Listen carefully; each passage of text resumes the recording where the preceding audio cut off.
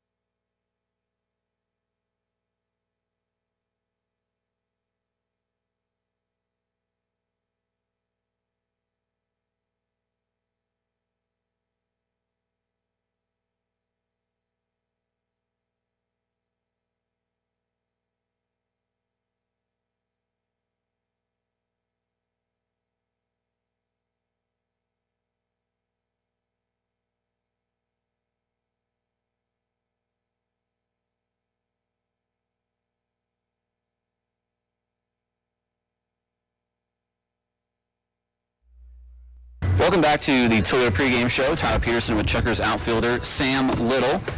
Now, Sam, the team bounced back with a big win yesterday. You yourself had 2 RBI. How big was it to respond after the team took their first shutout of the year? We definitely needed it. A lot of us have been struggling a little bit, but to be able to bounce back after the shutout the other day was huge for us. Gain some confidence back and kind of gain our step, so it was really good for us. Now, 96-game season, that's a long season, a lot of ups and downs. You yourself, opening day, cleanup hitter, you got a lot of pinch hits recently. You've sort of had a different role, gotten a couple of starts here. Just for yourself, have you ever had a season as long as this, as many ups and downs? What have you taken out of this experience so far this year? Yeah, it's been a long season. Definitely a little bit different than how I imagined it, but I'm just trying to stay with it and do my part as well as I can. It's been a long season. I've never really played a season this long, so it's something to get used to, but yeah, it's been fun. Now let's talk about recently. So the last couple of weeks, starts have been a little bit more far and few between than they were earlier in the season. Yeah. But the pinch hitting role, I think you have something like 4 pinch hits in your last 5 pinch hit appearances. Is that sort of the kind of thing where it's just always got to stay ready, your name's going to get called at any time? Yeah, you always got to kind of stay loose in the dugout. You always think you're possibly going to go in, but you never know. I think some of my success to those hits is not really thinking about my at-bats too much beforehand and kind of just getting surprised with the at-bat and jumping in there and just swinging away. So it worked out for me. Now we've got, if you can believe it, just basically 2 weeks left of the season, and then playoffs potentially. Chuck's right now game and a half back at first. You'll have both the rest of this series and then a 6-game series, Billings, a 3-game series to end here at Melaleuca. You finish the season at home. You play the first place team head-to-head. So you got to feel pretty confident in your own team's ability to close it out on your terms. Yeah, definitely. I think we're all going to be playing pretty well. Yeah, I think we're all pretty confident going into the playoffs. We got to earn our role first, but we're going to be battling for that last spot, that's for sure. Thanks for stopping by, Sam. Thank you. That's Sam Little. John, back to you. Thank you very much, Sam Little. Thank you, Tyler Peterson. And now it's the American Legion members bringing out the Stars and Stripes, the state of Idaho flag, and the American Legion flags. For 27 years. And carrying the American Air Force flag is Colonel Rich Kersley, a Vietnam veteran and pilot with 30 years of service. And carrying the Coast Guard flag is Petty Officer 3rd Class Rich Ramsey, a Vietnam veteran. You know, hats off to these men, Tyler, that gave their lives for the United States of America. We salute them. Ladies and gentlemen, please welcome Miss Jessie Larson in the scene of the Star Spangled Banner. Ladies and gentlemen, Irish women.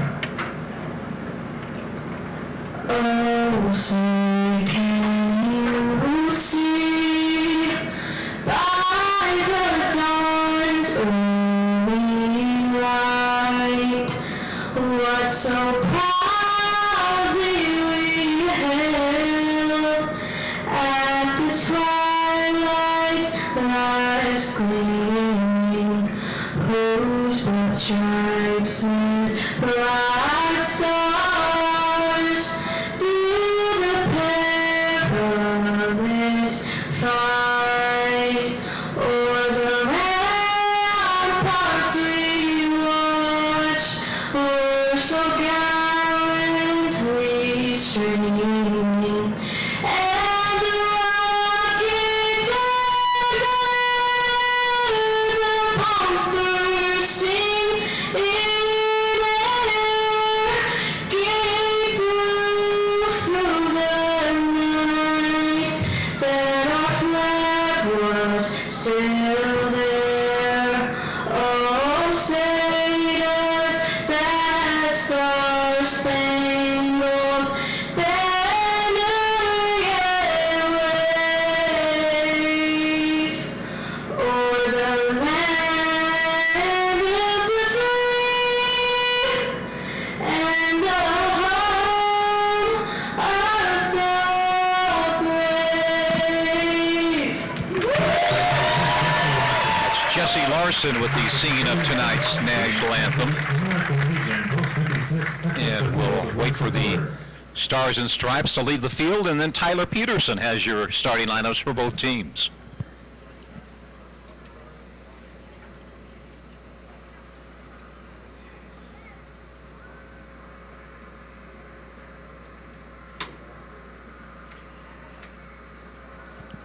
All right, Tyler, game number 83, game number 20 between these two teams tonight. Here are your lineups. First for the visiting Boise Hawks, it's Miles Miller in left field, leading it off, followed by Jason DiCochea, the second baseman, batting second. Alejandro Rivera, the shortstop, bats third, with Vladimir Galindo, the first baseman, cleaning up. Robbie Enriquez in right, batting fifth. Byron Smith, the catcher, batting sixth. Tyler Jorgensen, the third baseman, bats seventh. Greg White in center, batting eighth. Miles Harris, he's the DH. He will bat ninth behind Matt Gabbert on the hill. For the Chucks, it's Steve Varmaking at third, Webb Little at first, batting second. Matt Feinstein at left, he bats third. Hunter Hiskey, the DH, will clean up tonight for Billy Gardner. Kona Quiggle in center field, batting fifth. Tyler Kelly at second, batting sixth. Brady West gets the start today behind the plate. He bats seventh, with Hogan Brown in right, batting eighth. Tyler Van Martyr at shortstop, batting ninth. Daniel Silva on the hill. Daniel Silva with a record of 5-4. He is a 23-year-old righty out of Granada Hills, California. Played at UC Colorado Springs. 5-4 with an earned run average of 5.83. He's faced the Hawks twice, and, well, he has not fared well against the Hawks in two starts. He's given up 15 hits in 9 innings with an ERA of 10. And, of course, Daniel has been on the shelf injury-wise, but we expect a big game from Mr. Silva tonight. He had a nice game in Great Falls, John. The only game that the Chukars won up in Montana. It was a 9-3 win. He got the win, 6 innings, 1 earned run. He gave up 9 hits, but as per usual, he walked none and struck out 5. Tonight's umpires, Blair Peepo calling the balls and strikes. It'll be Bill Shortridge at first base, Tegan Smith at third. Your weather, 82 degrees, still smoky. The lights are on here at Melaleuca and not much wind to speak of. The Hawks currently lead the Southern Division by a game and a half. The Chukars in second place in the Northern Division by a game and a half. John, they were the only game yesterday, but a full slate today, and some games with a lot of importance. Billings and Great Falls going to head-to-head. Great Falls somehow only 4 games out of first place. They have jumped up just as the Mustangs have done in the second half, just as these Hawks have done in the second half. All the teams that were under 500 in the first half have much better records here in the second. So don't count out either team. The Hawks have won 11, the Chukars 8 of 24 in the Highway Series, sponsored by the Idaho Transportation Department. And we are ready for baseball, but first,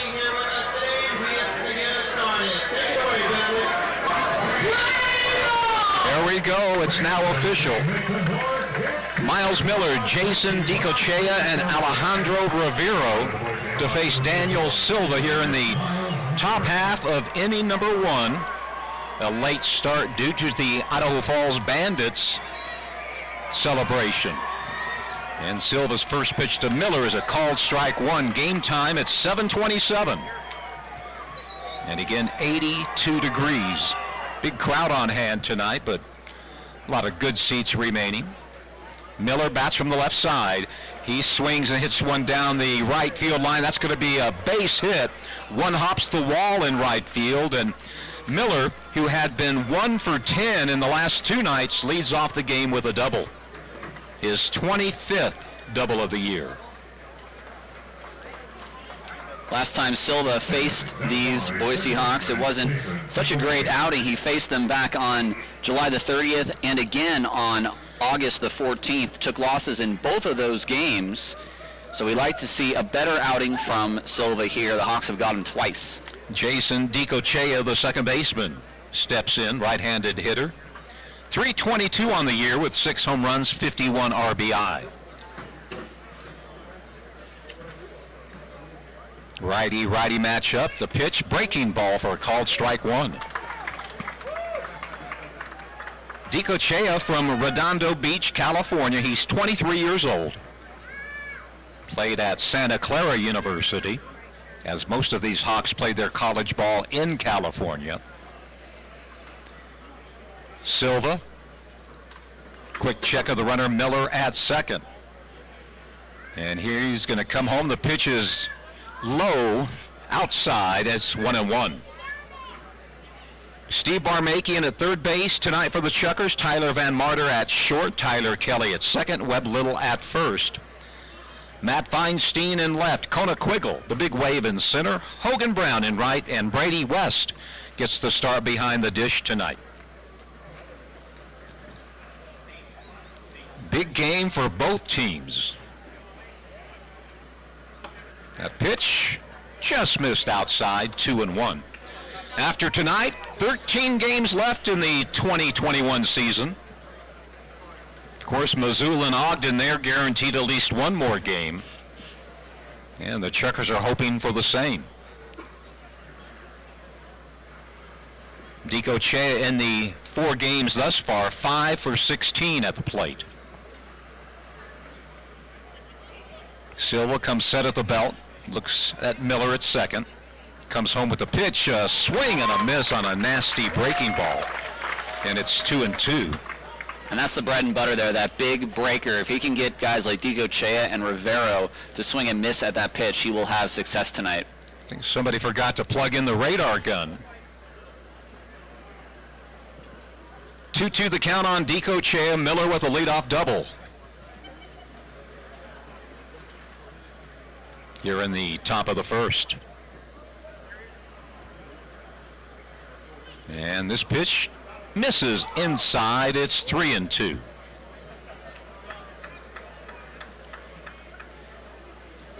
Daniel does not walk a lot. In 66 innings, he's walked only 12. Has struck out 55. Count now full, 3-2.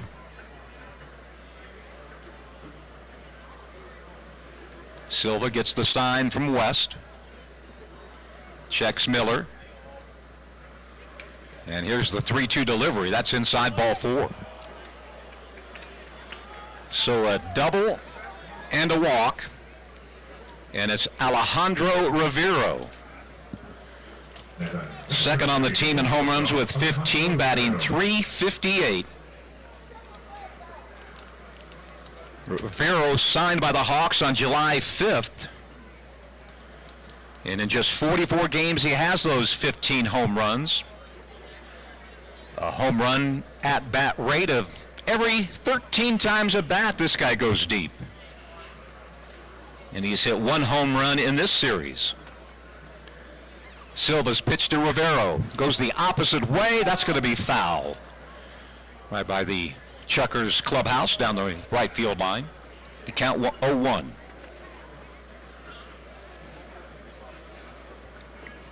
In the second half, the Hawks are 20-14. The Chukars 18-16.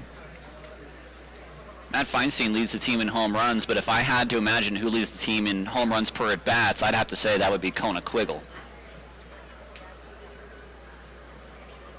Here's the 0-1 pitch. Breaking ball, chopped foul, just got a piece of it, and Rivero. Don't know if he's upset, he was fooled. So, no, I think he might be hurt. Not sure how. I don't know if the foul ball came up and hit him, but Rivero's going to walk around and try to shake things off.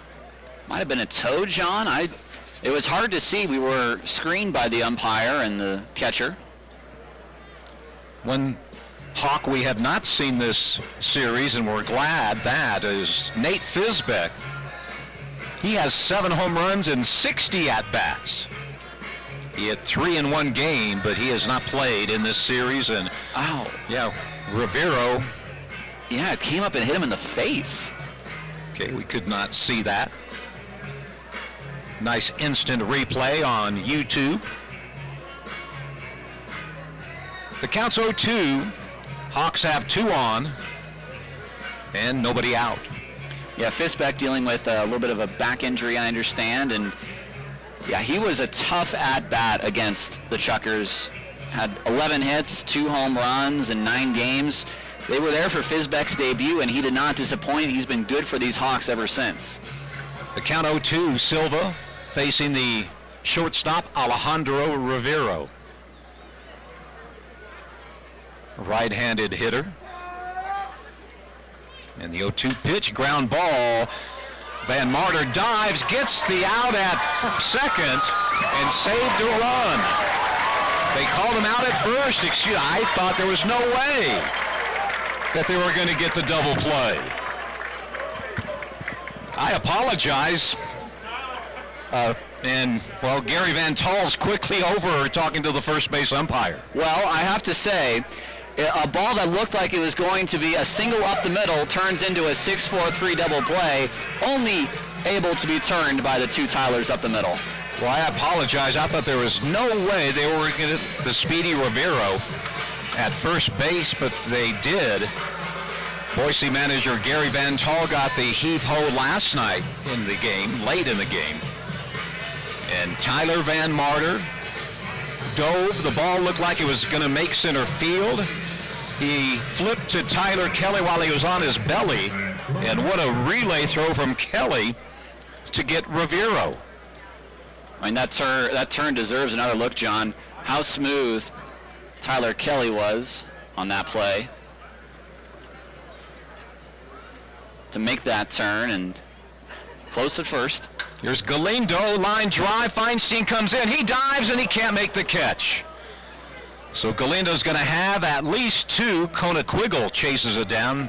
Matt going for the catch, and hopefully he's okay. Line drive by Galindo, his 69th RBI, his 22nd double. Matt nearly pulled off a great play in left field. Number 17, right fielder, Robbie Enriquez. And here's Robbie Enriquez, the right fielder.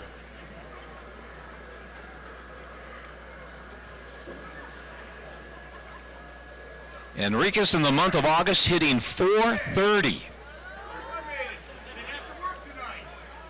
He's hitting .354 on the year. Just 3 home runs. Galindo at second. The pitch to Enriquez called strike at the knees. Boy, Feinstein nearly came up with that diving catch. But what a play by the two Tylers. I think, John, with the defense they've showed in the series, it certainly lent that play to being a double play. You show off how quick you can make those turns. That certainly goes in the back of the mind of an umpire, I would have to imagine. Next pitch down low, 1-1 the count on the left-handed hitting Robbie Enriquez. Sort of like a pitcher who's around the strike zone a lot. You can get a few strikes if you are consistently in the zone.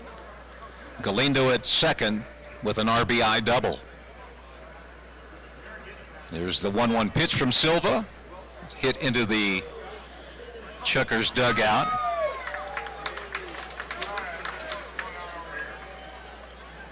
Joe Slocum was playing hacky sack with that one.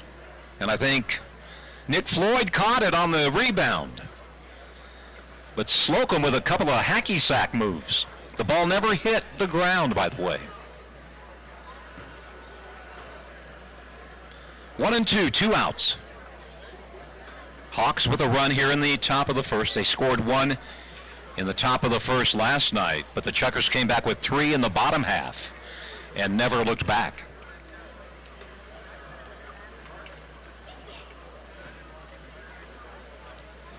Silva.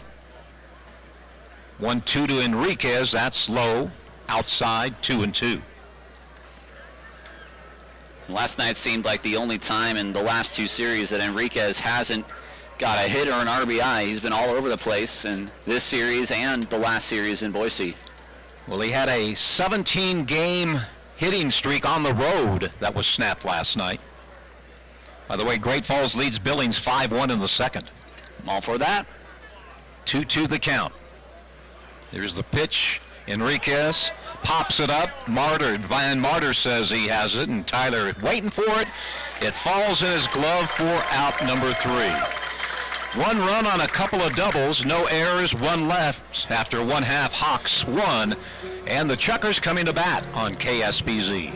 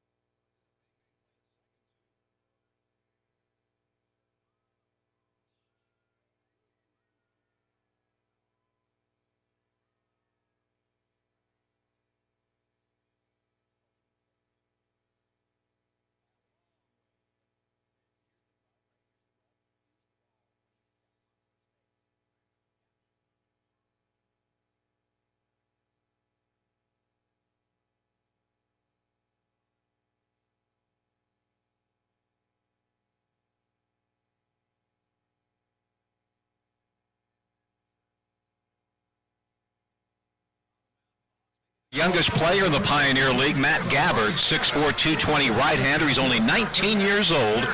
Spokane Valley, Washington, his hometown. He was playing for Gary Van Tol and the Boise State Broncos. They made it through 14 games, and then COVID hit, and then they totally eliminated the baseball program at Boise State. Gabbard with a record of 3-4, 5.03 earned run average. However, against the Chukars, he's 0-2. In 8 innings, he's given up 14 base hits, and his ERA against Idaho Falls is 7.88.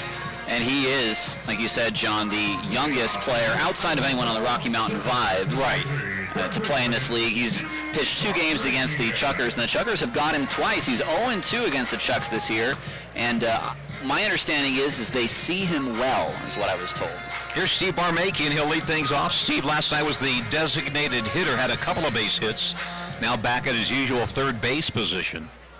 Left-handed batter against the teenager, Matt Gabbert. First pitch upstairs. No change in the Hawks infield. Tyler Jorgensen third, Alejandro Rivero short, Jason DiCochea second, and Vladimir Galindo first. There's a pitch at the knees for a called strike. Miles Miller in left, Greg White in center, Robbie Enriquez in right, and the guy who just has the Chukars number, Byron Smith, behind the dish. Barmakian swings, and this one's fouled off to the left. It's 1-2. Gabbert's interesting, John, because it's sort of like having one of these Bandits players join the Chukars, a guy who just forgoes his college eligibility and goes straight to the pros. 6'4", 220, just 19 years old. 1-2 to Barmakian. Steve hits it high to right field, but Enriquez has it. Well, this thing's going to carry, and it goes off the wall. That was a high fly ball that looked like an easy piece of pie fly, but it goes off the wall, and Barmakian's at third base. Well, Steve, there's no wind. Steve had his first home run against these Hawks, John, and he almost had his second here at Melaleuca Field. Did you think that was not going to be an easy fly ball? I thought maybe DiCochea had a play on it. Wow, for Barmakian, his 7th triple of the year, and well, the Chuck's off to a good start. I can understand if there was no wind, there was a heavy wind here, but there's no wind whatsoever. I think he hit that at a perfect 45-degree angle. Here's Webb Little. Ooh, that goes off the heel of the glove as the infield was in. And that's going to be a base hit, hard hit ball. Really, DiCochea could do nothing with that one. Yeah, he got to the spot, and it's just a matter of if he chose the right location for the short hop, and he didn't, and it was basically a play of, if I make it, oh, look what I found. For Webb, RBI number 96. And here's Matt Feinstein, still looking for that magic number 100 in the RBI category. Well, so far they're seeing the ball out of Gabbert's hand. A triple that looked like it was going to be an easy out, and then Webb Little hit it hard with the infield in. Pitch to Feinstein is low. Before that at bat, Webb Little was just 2 for 16 in this series. Matt Feinstein, he struggled the last 4 nights, 3 out of 15. But he did hit a home run in the first game, and he won the game. Here's a ball hit to right, and this one's going to be long gone, and it's gone. Number 101 RBI, home run number 19, and Tyler, if Barmakian's the ball hit the wall, you knew that one was going to be out of here as Finey got it all. Well, Lyle Overbay has some company in that Pioneer League RBI record. Matt Feinstein has just tied a record that has lasted, John, some 81 years now.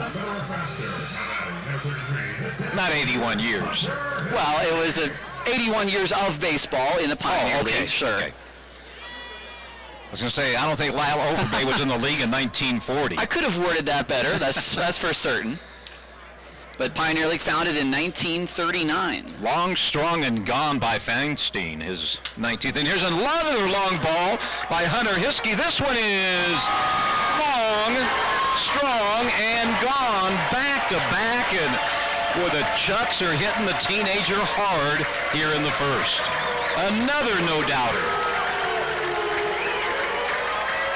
For Hunter, RBI number 49, home run number 4. And the Chukars, well, triple, a hard hit single, home run to start the ball game. And that's a little more like the Chukars baseball we've seen. Not the no runs, 3 runs, 2 runs. This is a 3-run first. And just like the other day, John, you said Boise with 1 in the first and Chucks with 3 in the bottom of the first. Here we are again. Pitching coach Von Kompen out to talk with Matt Gabbert. Boy, what a power display here in the first inning. Somebody ate their Wheaties today. Well, it's Breakfast of Champions, and the champions are here. You are correct. Wow. Well, here's Kona. You know, he's licking his chops. Kona Quiggle, 12 home runs, 70 RBI in 54 ball games. The big wave at the plate.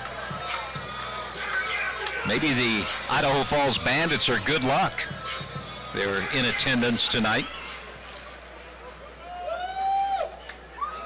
Gabbard into the windup. And here's the first pitch to Kona. He hits a ball up the middle, base hit.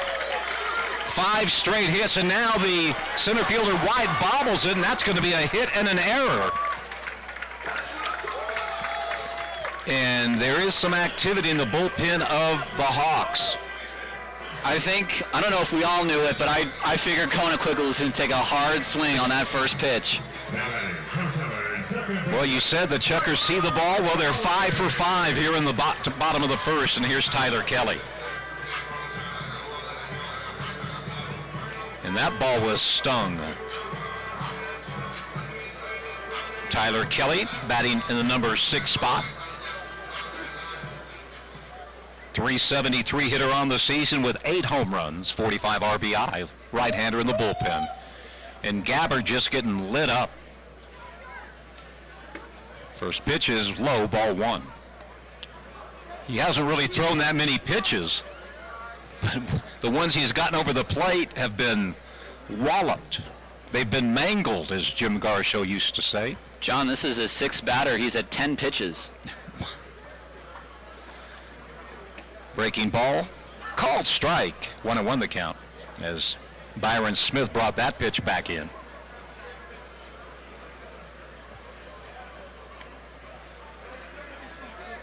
Hawks won in the first on doubles.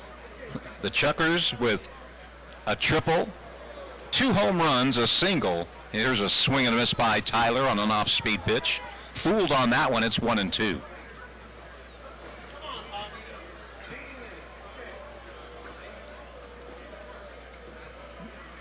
Gabbard working from the stretch from the first time tonight. Actually, the second time. That pitch is low, blocked by Smith, 2-2. Here's a throw to second, and Kona Quiggle's back, but that's one thing you do not want to do. It happened a couple of nights ago when the Chukars got blamed. And that doesn't make a manager happy. 2-2 the count. Nobody out, 4 runs in, and the big wave at second base. Well, John, you know, last night they used their long man, John Ellison. He pitched more than Penrod did yesterday and had a better outing than him. He went 3 1/3 last night. Gabbard set at the belt. 2-2 to Tyler Kelly. That's low, ball 3. On deck, Brady West, who's getting the start tonight.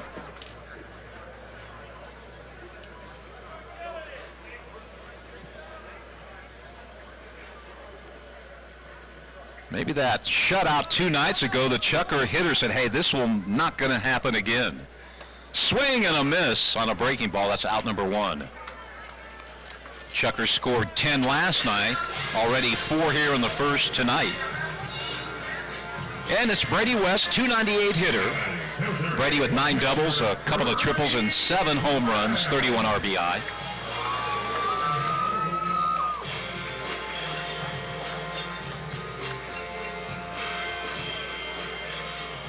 Left-handed hitter is Brady. He has 2 of the Chukars' wins in the knockout rounds this year. Out of Rockford, Illinois. Pitch inside, called strike 1. North Greenville University is where Brady played his college ball. 5'10", 195. He's just turned 23 about a month ago. Kona at second base, 1 out, 4 in. And Brady swings and fouls this one back out of play, 0-2. On deck, it's Hogan Brown. The Chucks have scored, I think, 6 in the first inning one other time this year, but boy, nothing with the shots they've showed tonight. Everything has been just out of a cannon. It's like it's a T-ball game for adults. 0-2 pitch. And Brady fouls that one out again to the left. Count remains 0-2 on the Chukars catcher.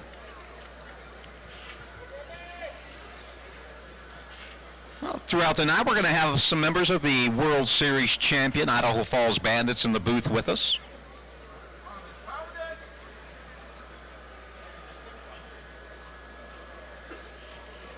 Gabbert looks to second, comes set. 0-2 the count on Brady West. Swing and a miss, and well, Gabbert comes back and strikes out 2 in a row.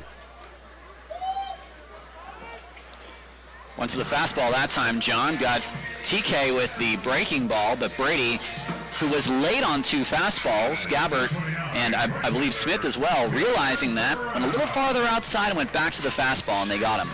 Here's Hogan Brown, the right fielder, getting 333. Looking for his first hit in this series. Hogan out of Virginia Beach, Virginia. He was a Ram in college at Virginia Commonwealth. And Hogan takes the first pitch, called strike. Breaking ball from Gabbert. Right-hander still throwing in the Hawks bullpen. Quiggle takes the lead at second. 0-1 pitch, fouled back, and it's 0-2. Well, after the hit by Quiggle, nothing but strikes thrown by Gabbert. We might have members of the Gabbert family here. Maybe his dad in attendance here in the center section. A couple of folks fired up about Matt here. 0-2 the count with 2 out.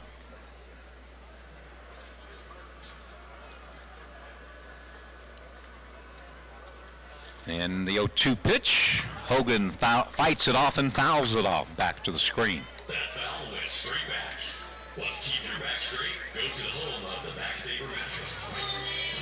What updates do you have, John, from around the league? Great Falls still leads Billings 5-1. That's the game we're interested in. And Missoula leads Ogden. That's good news too. Love both of that for us. Gabbert checks the runner twice, kicks, 0-2 pitch. Ball lifted to left field. It should be easy for Miles Miller. He'll make the squeeze for out number 3. But the Chukars explode. 4 runs on 5 hits, including a triple and back-to-back taters. After 1, it's the Chukars 4 and the Hawks 1 on KSBZ.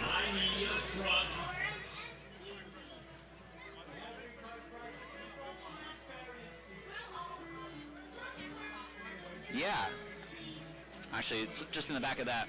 How's it going?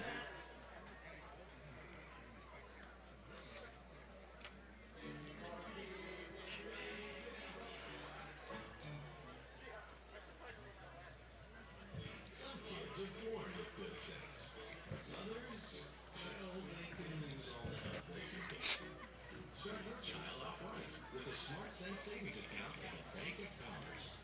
Your bank of a life. I can't believe Barmakian's ball nearly made it out. That thing just looked like an easy pop-up. It looked like a dead duck. And you're looking for a smart kid with the most Chucker spirit. If you're 18 and under and you love the Chuckers, stand up and show us your smart style. You can be the winner of $100. That's right, $100 in Smart Sense savings account from the Bank of Commerce. Let's send it down to the grandstand. All right, Chuckers fans, I have a check here from Bank of Commerce worth $100 for the kid with the most Chucker spirit. If you got the most Chucker spirit, get up, get loud, and win a check courtesy of Bank of Commerce. Who wants to get up, get loud? All right, I see that. Cody had Feinstein, right? Yeah. It's Hunter. That was Hunter? I think it was Hunter.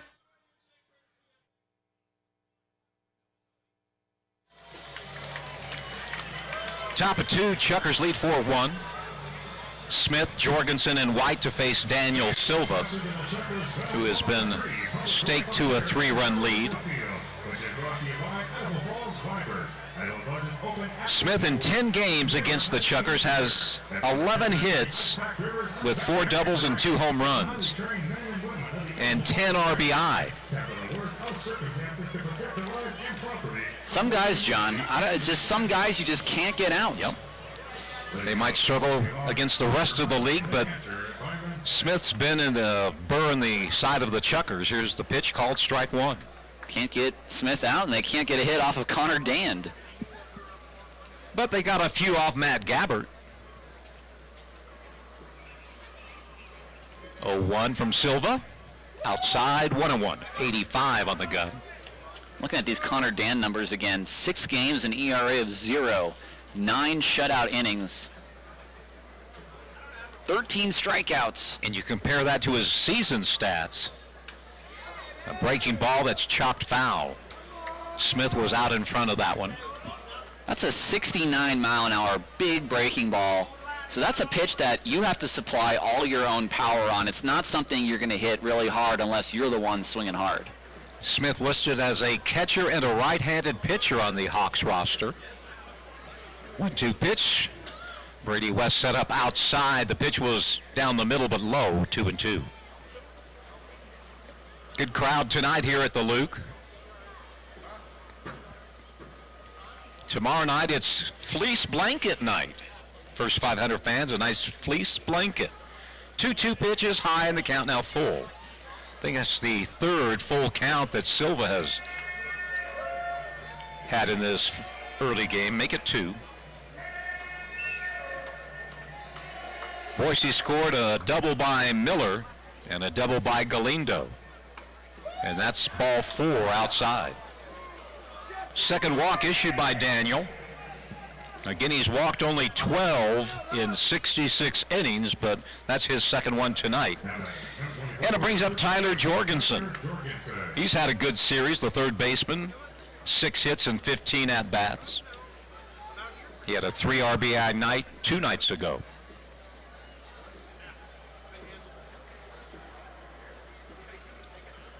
Hawks don't run that much, only 64 attempts. Jorgensen has swiped 6. Here's a fly ball center field. Quiggle comes over. Oh, he overran it. And it went off his glove. And that's going to be an error. Ball was hit hard, but Kona overran it. That had to try to reach his glove hand back and just couldn't bring it in.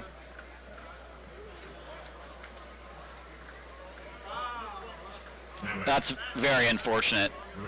That's very unfortunate. Kona got there.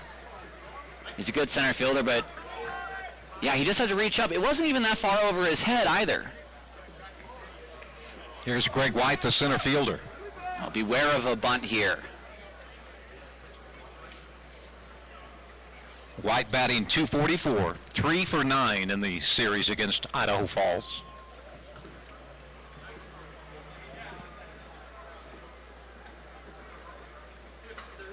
Silva's pitch, called strike 1.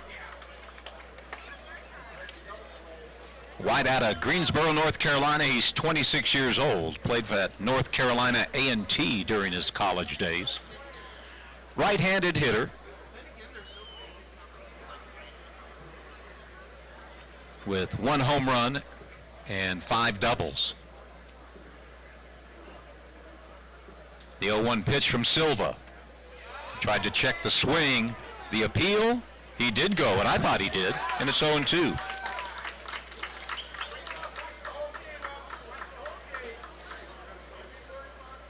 So Silva gets ahead of White, the number 8 hitter, Miles Harris, on deck. With 2 on, a walk to Smith. Jorgensen reached on the error by Kona.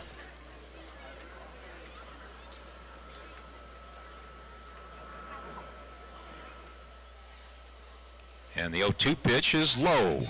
1 ball, 2 strikes. 2 nights ago when the Chukars were shut out 9-0, I don't know how many hits the Hawks had on 0-2 counts. And that's another thing that'll drive a manager and a pitching coach nuts. A lot of pitches in and around the zone on 0-2. That's a great pitch for Silva. Again, he put that the same pitch on Smith. He let it go as well, but drop a changeup below the zone, make him react to the arm angle. 1-2 pitch, outside fastball. 2-2 the count. There's 2 on, nobody out here in the second. Chukars lead 4-1. After a big explosion in the first, triple, single, homer, homer, single. Then Gabbard got the next 3 guys out. And timeout at the plate called by Greg White. By the way, during the pregame ceremonies, as they were introducing the Idaho Falls Bandits, we noticed that Caden White, who won a title with the Bandits in 2019, gave each and every player a big hug, and the players responded. That pitch looked good, must have been inside, and it's 3-2.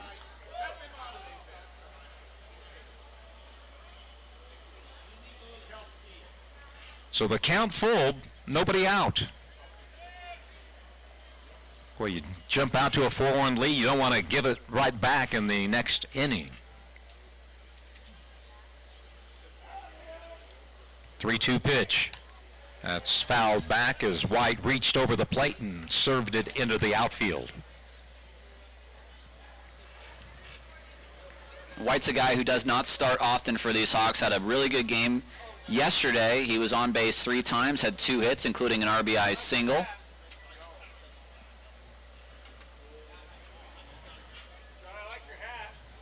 Thank you.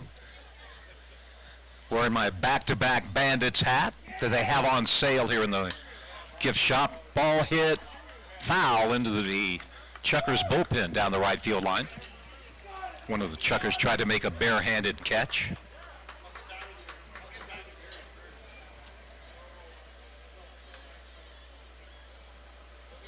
Game number 83 of 96.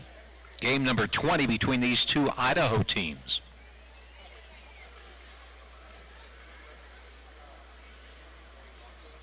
Another 3-2 from Silva to White. Smith at second, he's a catcher.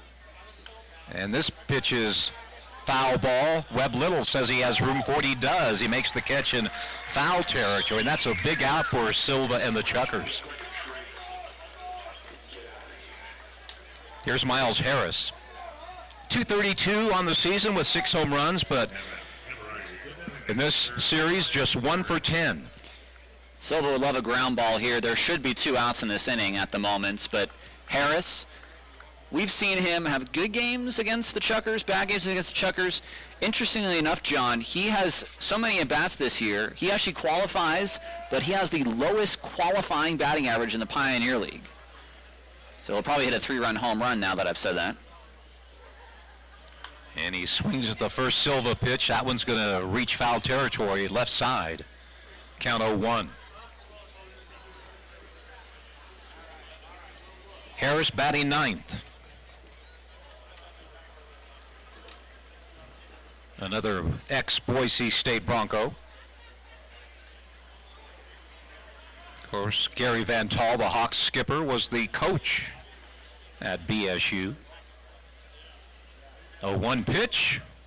Misses outside. It's 1-1.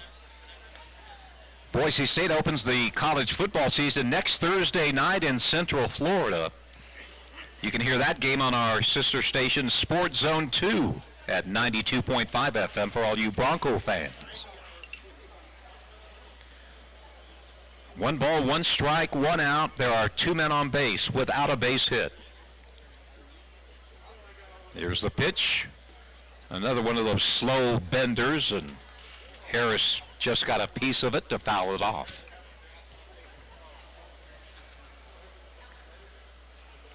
Can't believe we got football season already. High school football on Friday. I want to say ASU is about 8 days away. I think they open up on a Thursday evening.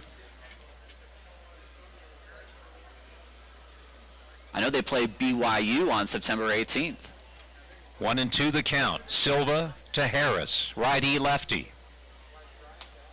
Outside, 2-2.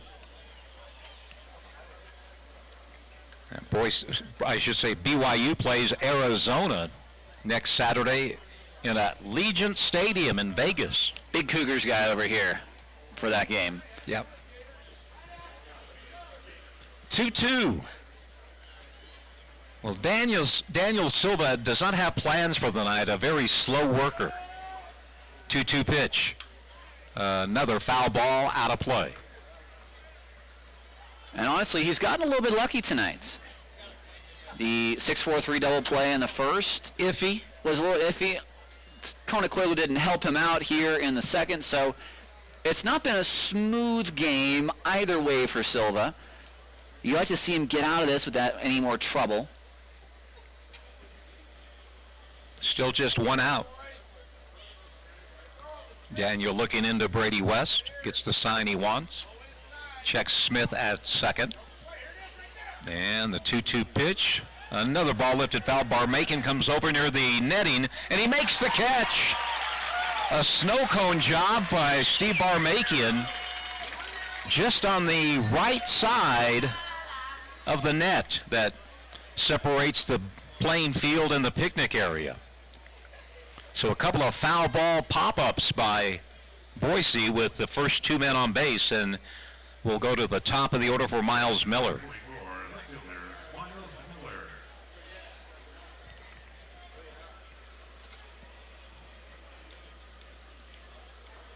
Miller doubled and scored his first time up.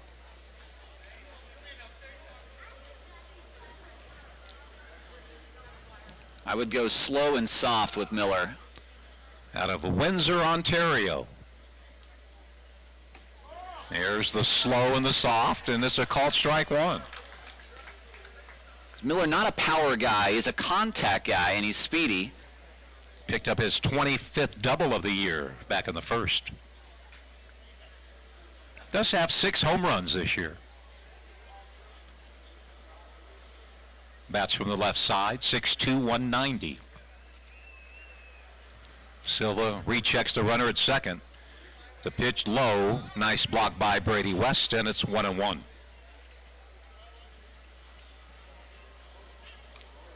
The game did start 12 minutes late due to the celebration as we honor the Idaho Falls Bandits. I think head coach Ryan Alexander will be with us in the bottom of the second.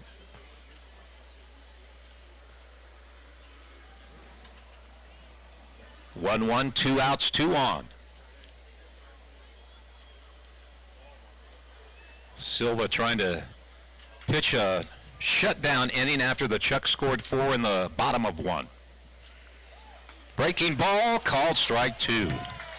And that seems to be the pitch that is working tonight for Daniel.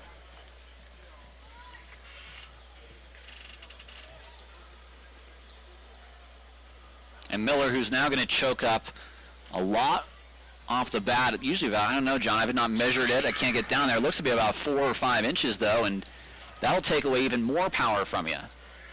Just trying to make contact now is Miller, and now he steps out of the batter's box. Old Glory in center field, not moving at all. Gorgeous night for baseball. I try to bury one here. 1-2, came on the inside, fouled back out of play over our heads, and it remains 1-2.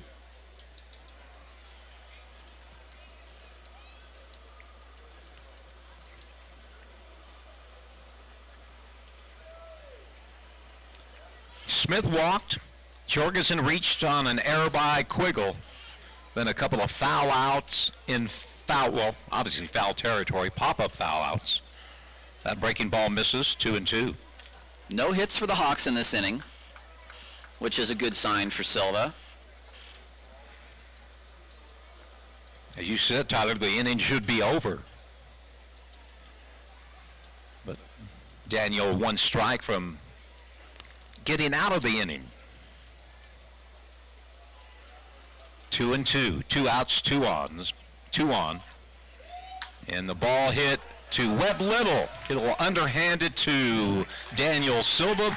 Miller hit it hard, but Webb Little played it on 1 bounce, and that'll do it for the Hawks. No runs, No hits, 1 error, and 2 men left on base. We go to the bottom of the second.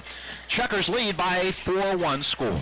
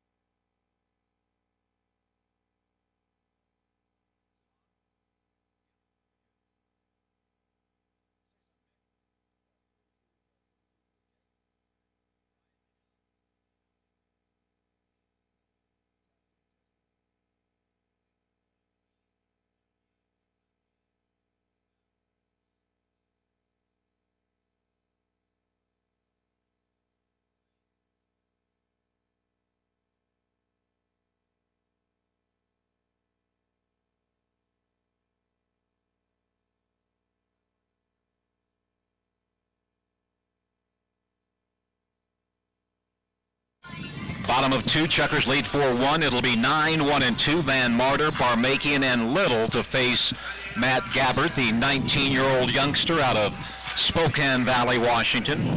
And as promised, the skipper, the head coach for the Idaho Falls Bandits, Ryan Alexander, and Mick Webster, the assistant coach, the two lookalikes. I mean, you guys really could be brothers, but of course, Ryan's just about an inch or two taller than Mick. Anyway, guys, thanks for stopping by. And what about the ceremony beforehand, Ryan? Well, it was fantastic to be here at the ballpark and have an opportunity for the boys to thank the community for the support.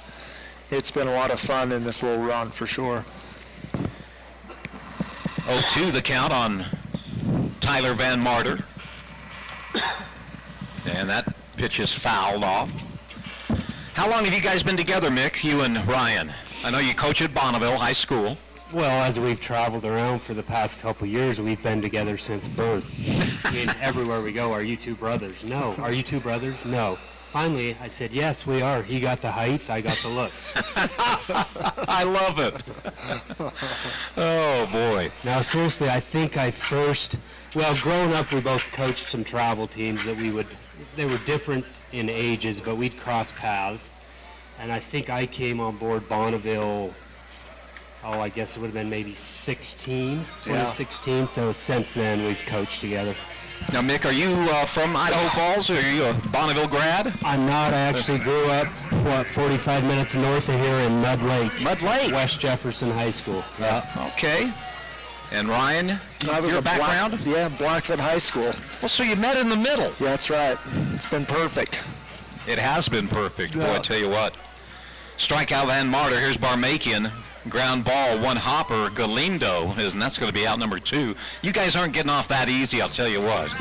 2 pitches, or I should say 2 outs in a hurry. This works well. You know, Ryan and Mick, when you played in 2019, you knew the team was loaded. I mean, you had, I don't know how many college players, a lot of veterans, and it was an outstanding season, 61 wins. But I'll tell you, this year you had a lot of underclassmen.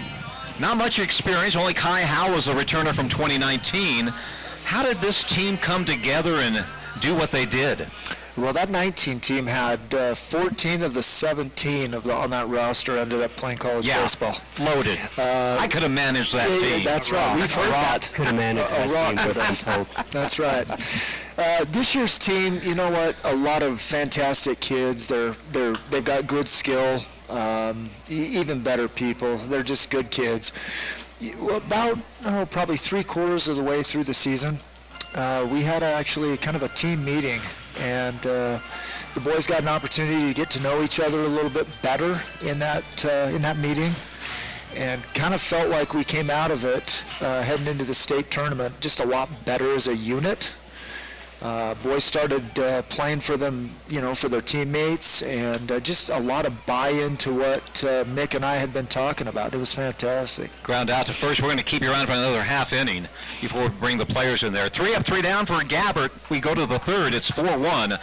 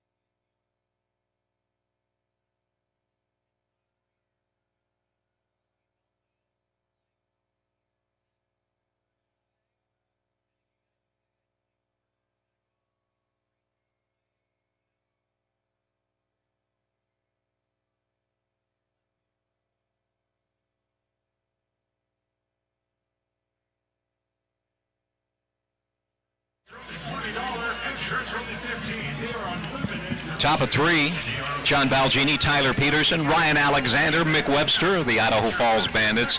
You talked about this young team and you came together in another magical run. But Mick, this year, the Bonneville baseball team, a lot of youngsters. You started off slow, and where did you end up? At the state tournament. I mean, you guys must be doing something right. Well, I mean, to be honest with you, John, I took the spring season off.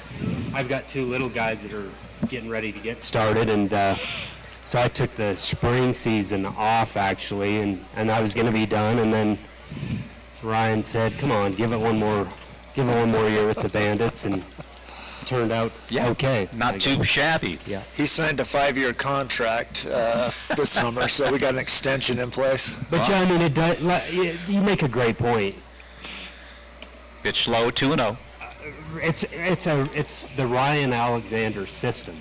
Like you said, I mean, Bonneville probably wasn't slated to end up in the state tournament like they did, and he gets the guys to buy into kind of a unique, old school, put pressure on the other team's system, and it comes together in the end. It always does. He likes to run. I don't know if Ryan himself likes to run, but boy, you move the kids around the bases. Sometimes at our detriment. It can look... Not very often. I like the game of baseball being played aggressive. Especially this year's roster, we had some kids with a little bit of pop. There's a base hit by Deco Che up the middle. But certainly not guys that were going to be big sluggers. And we were able to work in being a little more aggressive with some small ball, with some base running, and man, it came together at the end of the year really quite nice. Yeah, it really did. 1 out, or 1 on, nobody out. It's Alejandro Rivero, the shortstop for Boise. 4-1 the score, and we're in the top of the third. I know Mick won't say it, but talk about Mick's young son, Brewer Webster, and what he did this past collegiate season. Oh, man, Brewer is... I've seen a lot of baseball, but what a gamer that kid is. Yeah, there's not a team, in my opinion, out there that wouldn't benefit from that kid on their roster. He's just a gamer that loves to play the game. He plays it hard, fast. I've always told people he's that kid that if you're coaching against him, you're playing against him, you probably want to punch him in the arm. But if you have him, you want him around. Oh, he'll bug you to death if you're the opposition. No doubt about that. He was able to, this year at the JUCO level, he won Defensive Player of the Year national. Wow. He really stepped his game up. He's been working hard this summer, and I anticipate a really good season from him again. Of course, he, along with your son Thomas, helped you coach the Bandits this year. That must have been a lot of fun for both of you, Mick. Yeah, we had to separate one another. Ryan had to take Brewer and I had to take Thomas. But other than that, yeah. You do bring up a really good point, though. The group of kids, whether it's Brewer, whether it's Thomas, whether it's the 19s, the 21s, we have a great group of kids. There's a fly ball hit to center field. Quiggle has a beat on it. It'll make the catch at the warning track. That's going to score a run. That have benefited from good coaching from their youth days. I mean, we've been handed really good kids, really good parents that support the kids and us, and so it makes our job quite a bit easier. Galindo with his second RBI, this time a sac fly to center field with one out. And a runner at first. It brings up Robbie Enriquez. Ryan, I want to ask you, before the game, you had a nice little moment with Caden White. He was going through the line, giving everybody hugs. Yeah. It's a guy who won the World Series with you in 19, played with you last year, and now, sort of unique, he's wearing the Chukars jersey, hometown high school, hometown American Legion team now, hometown professional team in a coaching role, but that's got to be pretty special to see. Hey, he looks good in that uni. I told Caden, he played such an instrumental role last summer for us. It's that COVID year, and so we brought in a lot of new kids, and Caden stepped up as a leader. You can totally see him as a coach. Ooh. Another ball hit hard into right field. Going for two is Rivero. The throw, and the tag not in time. It's not a shock to me that he's decided to do some coaching because he's got a future. He taught our kids kind of the expectation of the Bandits program, what hard work is, what's kind of expected. And I had, 6 returners from last year's team all said what a vital role he played for them in learning all of that. So kudos to him. I love that kid. Yeah, great young man. His dad's choice of major league teams is iffy, but other than that, I like Brian a lot. Hey, Kai Howell on the 2019 team and the 2021 team. Talk about that young man. Well, Kai is, he's... Number one, I love his hair. Oh. You got to love that flowing golden lock look. Everybody asks us, why do we let our players grow out all this luscious lock? And it's because the coach can't grow it. So enjoy it while you got it.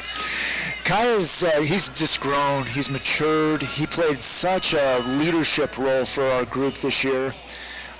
He's gotten bigger and stronger, of course, but he's just a good kid that helped us a ton, made our jobs easier. He played such a central role for us. This entire season, he got hot in the World Series, and it was just fun to watch. In the semifinal game, he ended up breaking his hamate bone. And so Mick and I had a tough decision going into that championship game. And he came through and hit 3 lasers, and we probably shouldn't have moved him, and just a gamer. Yep. Probably played the role of Whitey this year as Whitey did last year with a younger team. Yeah, exactly. Bob Malacki out to talk with Daniel Silva. The hits are even at 5 now. Single, sac fly, double here in the third. Griffin Bremer warming up, the left-hander. What do you guys do as I know you're coaches, but professionally, what are your jobs? Tell the folks. Well, I'm a general contractor here in Idaho Falls. Okay. And so When's the price of wood coming down? it's coming down. Is it? It's not fast enough. When it got to, OSB at $50 a sheet, I was getting a little nervous. But it has come down a little bit. So that's what I do. And Mick? I actually work for a Department of Defense contractor out of Virginia, and so we do some work out at the INL and Mountain Home Air Force Base, and some work out in South Dakota. So the boys are on me all the time. They're sure I'm FBI, CIA, something, but no, nothing that sexy. So, Jason Bourne. so two hard-working guys giving their time up to coach baseball. Boy, it doesn't get any better than that. Kudos to both of you men. Thank you. It keeps Mick and I maybe a little younger than we actually are, hanging out with all these high school and college kids. It's Yeah. fun. So what's next for the Bandits? Well, we've got some kids on the club that are football guys, which is fantastic. We're excited to watch Chandler and RJ and in their football seasons. We've got some kids going off to school. Nate Rose is going over to CSI to play. Okay, he was going to go to an Arizona school, Yes, correct? yes. But he's moved. He's good to So, hear that. After the state tournament over there, he's made the decision to go over and play at CSI, which we're excited about. So you know what? It's getting all the young kids that aren't playing football, getting them in a weight room. There's enough of them that need to learn how to eat, put some weight on. Not something I have a problem with. Oh, but me neither. But so it's kind of back to work. We just had an infield camp last weekend with Nate Trotsky and just back to it, right? Yeah, you start them young, don't you? Absolutely. Yeah. 3-1 the count with two runners in scoring position, one out. This is Robbie Enriquez, the right fielder. Pitch outside, called strike. It's 3-2. You have two guys coming back that are going to be seniors this year, both at Idaho Falls High School with the same last name. Of course, Elliott Jones and Merritt Jones. Merritt had a heck of a great World Series, and understand those two might be headed to CSI as well. Yeah, there could be something in the works there. Both played fantastic for us. Merritt's obviously has the stuff. Yeah. You watched him all spring. That kid has an undeniable presence on the mound. He's got good pitch mix. What I was not aware of is just how competitive and just how mean he can be on the bump. Yeah, off the field, he's sort of a mild-mannered kid. Oh, he is a Boy Scout. He's a fantastic kid. They're both very, very intelligent young men. Right. The baseball IQ of those two is off the charts. Of course, Merritt plays basketball for the Tigers. I'm trying to get Elliott to play basketball for the last 2 years. But he told me, I texted him before the championship game. I said, you win this thing and you get ready for basketball season. He goes, John, I'll play hoops if I hit a home run in the championship game. And then I texted back, well, make sure you don't bunt the whole game. But I guess the air's pretty heavy back there in North Carolina. We see some pretty hard baseballs hit out there that go seemingly nowhere. It's thick. So 0-2, 2 out, 2 on, a run in. It's 4-2 scores. We're talking with the brain trust of the Bandits, Ryan Alexander and Mick Webster. The Bandit Academy, again, that goes 12 months out of the year, doesn't it?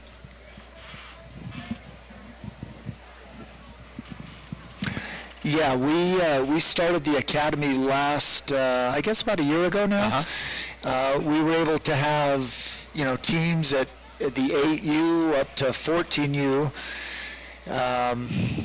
Some for the first time being on a baseball field, being on a team on a baseball field. It's been a really good experience for us. I didn't know if I was going to be able to go back and with some of the younger kids, and it's been an absolute joy to work with some of these kids who are just hungry to play the game. It's been a lot of fun. And with the success you've had, that has to no doubt be a huge plus. Yeah, I don't think it's going to hurt. We've had a lot of feedback, a lot of parents excited for fall baseball, but also picking up, of course, back in the spring. So it's been fun. I have to give credit to Cliff Brady III, or he wouldn't ever forgive me. But he does a great job with the program, as does Mike White. We could not survive without those two. Doing a great job. Here's a slow roller to first.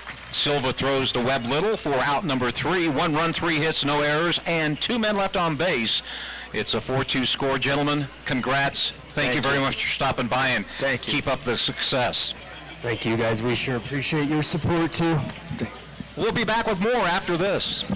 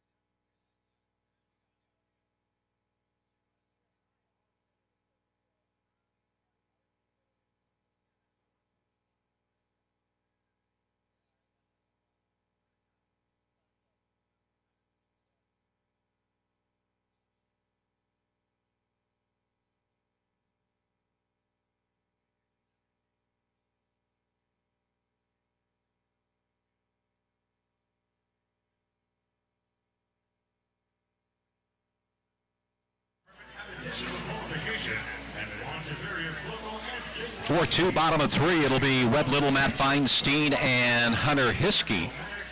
As we have 3 members of the World Series champs in the booth. Kai Howell with us, along with Nate Rose and Merritt Jones. Thanks, guys, for stopping by. And first off, congratulations to all 3 of you. All 3 of you guys had a great tournament. Well, Yeah, go ahead, Kai. This is Kai Howell, by the way. what am I saying? Yeah, how much fun was it to go back and do it again? Dude, it was pretty crazy. No, I thought it was pretty awesome for these guys. Because, I mean, I got to do it one time, so, I mean, for these guys to do it, I thought it was really cool, so. Did you take over sort of the role of big brother for these youngsters? I mean, yeah, I kind of showed the way, but some of them just kind of were there with me, and they really helped me out, like Nate and Merritt. They really helped me out, so. Okay, you're in your 2nd season at Walla Walla, correct? Yes. Yeah. When do you have to go back to school? Well, I'm actually taking the year off because I hurt my UCL when I was up there, so I'm just taking this next year off. Okay. Classes here in town, you be online classes? You got to go back up? No, I'm just gonna work. You're going to work. and stuff, Okay. so. Earn some money, huh? Yeah. Gotta do it. Nate Rose, Player of the Year in the American Legion. Boy, do you ever think that could happen?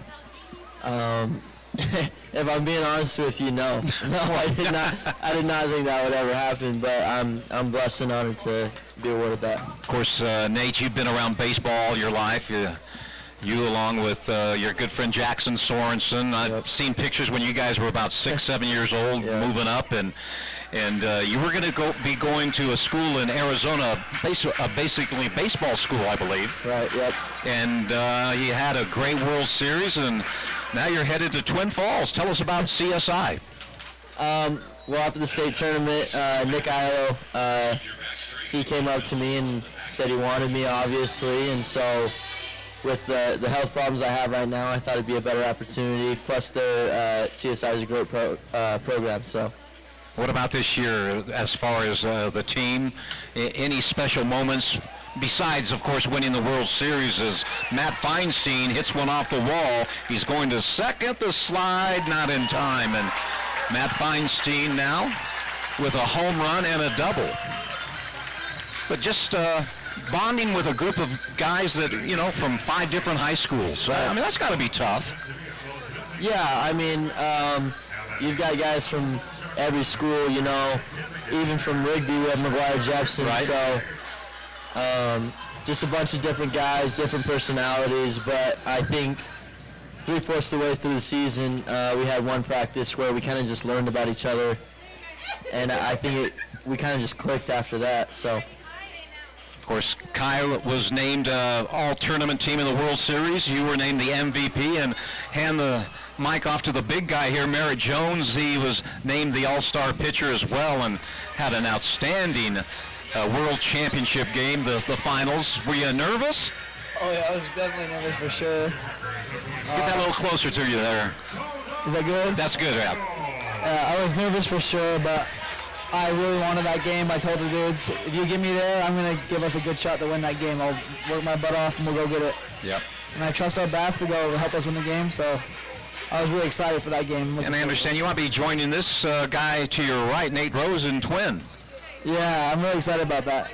As soon as I finish my senior year of high school, when we're here at the Bandits, I'll head over there with Nate, and I'll be excited to go play with him. Yeah, that's great to hear. Kai, you interview these guys. What kind of questions you have for them? I want to get this skinny on this Bandit team. Man, how you guys gonna do next year? I guess we'll see. We lose you and a couple other guys, a couple of big parts to our team, but I think me, Merritt, Elliott, and some of those guys are going to take on the role you had this year with the leadership, and we'll see what we can do with those guys. I think you guys will do a great job of that, man.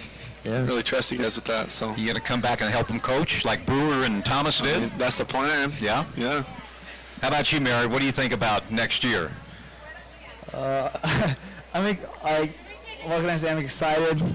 We have a lot of good dudes who played for us this year who are going to come back. And I think we'll be ready to go and compete and try getting there again. Any skinny you can tell us? I know Nate's trying to grow his hair out like yours, but tell you what, I love the do. I always have. I've told you that for years. Nate trying to grow it out as well. I don't know if anybody can compete on Kai's level. No, I don't We're think trying so. to get there. And how about that photo they had when he was diving in the air? I know. What a picture that was. Oh yeah. It felt like I was flying. It was It looked awesome. like you were flying. Slow-mo. The air was, It was really awesome. that was pretty awesome. Oh yeah. So, off to CSI. Right. Yeah. Merritt has one more year at Idaho Falls High School. Hopefully you're going to be playing basketball this coming year. Oh, of course. Okay. He's taking him to state. Well, you know what? I'm taking us all the way. Talk Elliott to playing basketball. I've been bugging him for 3 years now, Merritt. What can you do? We've tried. I tried my senior year. I know, and it didn't work out. It didn't work out. I tried convincing him, telling him that college is like two-way guys. I told him playing that two tonight. sports. Yep. He didn't care. Merritt, you're going to be a senior with Elliott next year. What can you do to get the guy on the basketball court? I'm not too sure. He seems like he just wants to focus on baseball and stuff. But I think he can make a little bit of time and go get on the court. I think he'd enjoy that, and it'd help him out as well. Base hit scores Feinstein. RBI by the big wave, Kona Quiggle. Or was that Hunter? Nope, that was Tyler Kelly. As we're now a 5-2 score, 5-2 here in the bottom of the third. One guy that could have played with you that played in 19, Jackson Sorensen, but he played a college wooden bat back in North Dakota. But boy, how awesome would it have been if you had him in the lineup? Oh my gosh, that'd have been crazy. I mean, It would have been a huge advantage with us just because of how good his stick is and how good he is in the field. But I think he was happy that he didn't join us later in the year just because he didn't want to mess anything up, Yeah. mess up any of the mojo. And Good point. he was really supportive too. yeah, he was Back for home. sure. After every game, he would FaceTime AJ and see him. After every game, Jackson would FaceTime us, and we'd just be able to talk to him and talk through stuff. Okay, real quickly, just some personal stuff. Kai, who's your favorite major league team? Go Yankees, man. My man. Yeah. I'm with that, the Yanks. All right, Merritt. But I think that's Oh, what a loser. Oh my gosh. What a Get this loser. guy out of here, We're man. beating the Yankees in games this year. So, we beat them. Yankees are on a hot streak right now. 11 in a row, yes. Yep. Fly ball goes to center field, and that's going to wrap up the third. Well, hey, you guys, congrats. I mean, two back-to-back World Series championships for a little old town in Idaho. That's pretty darn impressive. Kai with 2 rings now, and Hey, we got some guys out here. We're trying to put Idaho on the map. there you go. And I think you already have. I think we have. I think 2019 did a good job, but we backed it up 2021. Did you get tired of hearing about 2019? I did a little bit. I did a little bit. You know, I was a little bit jealous, but this was my goal, was to get to the World Series, and we did it. So do it again next year. That's the plan. Baby, let's go. Kai Howell, Nate Rose, Merritt Jones, thanks guys, and again, you made Idaho Falls proud. I've enjoyed watching all 3 of you, not only on the baseball field, but on the basketball court, and good luck in your future endeavors. Thank you. Thank you. Thank you. Appreciate all right. We'll take a break, go to the 4th right after this on KSPZ.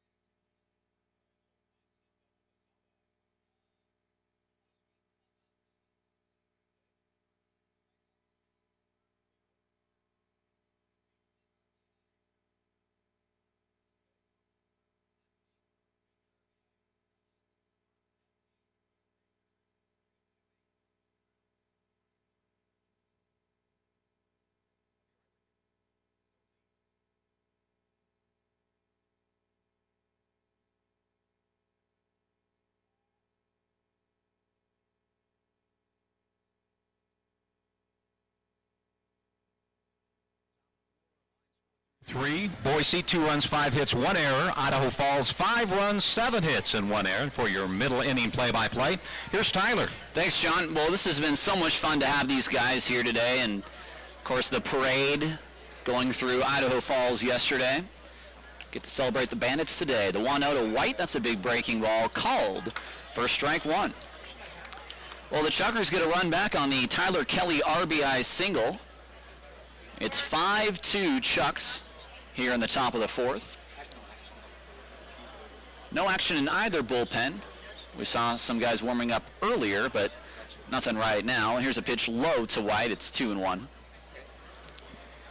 White a pop out in foul territory to Webb Little. That was back in the 2nd inning. The Hawks have had a lot of base runners in this game. 5 hits, a couple walks, an error. They've only scored 2 runs. There's a ground ball chopped toward down third, but foul. Good thing, too, because that would have been in deep third for Steve Barmakian, and White is a very speedy runner.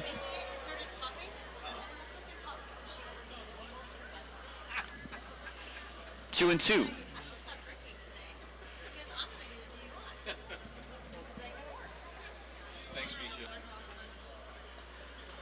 Silva set on the mound. Now here's his windup, the 2-2, big breaking ball hit. It's stuffed by Van Marter on a dive. He throws on it first. Not in time. Oh, what a great stop on the spear on the short hop by Van Marter, but just could not get enough on that throw from his knees. White, as we said, very fast. He has an infield single to start the bottom of the 4th, or the top of the 4th, excuse me. And now it's the 9th place man, Miles Harris. Harris also popped out in foul territory in the 2nd inning. He popped out very close to the netting down the third base line. Barmakian made the catch for the final out. inning where the Hawks had 2 men on and nobody out. Silva was able to get out of it. First pitch to Harris is high. 1-0. We have not seen Boise steal in this series, but leadoff man down 3. A very speedy leadoff man.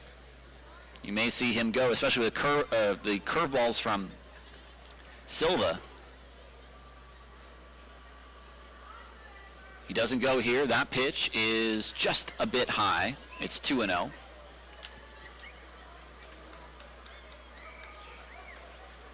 Kai Howell and Nate Rose, 2 of the guys who we got to cover last year. John, of course, Caden White, another one of those guys. But who knows what that team could have done if there was a World Series last year.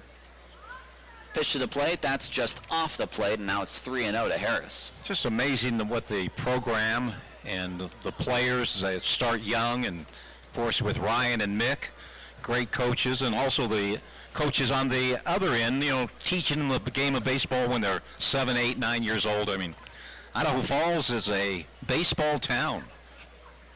3-0 to Harris. That is high, ball 4. A 4-pitch walk to Miles Harris, and Daniel Silva has just tied his season high in walks with 3.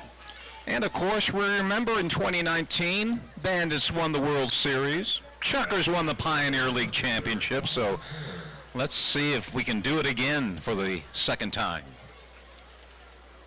Chukars currently sit a game and a half out of first place, trailing those Billings Mustangs.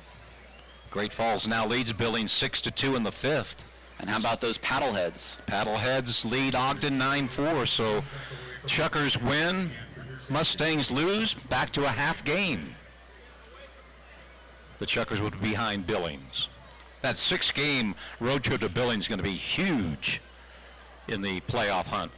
Here's the leadoff man, Miles Miller. 2 men on, nobody out. Chucks, they're up 3 here in the top of the 4th. The first pitch to Miller. He takes in the dirt. West all over it. He's going to throw. No, he's not going to throw. He had no play.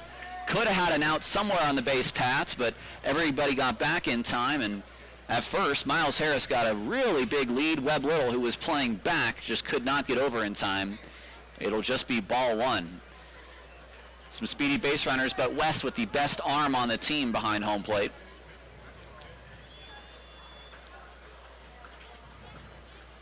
Want to know to Miller. It'll be hard to double up anyone here on the base paths. Silva to the plate. That is taken outside. It's 2-0, and now 6 straight balls from Daniel Silva.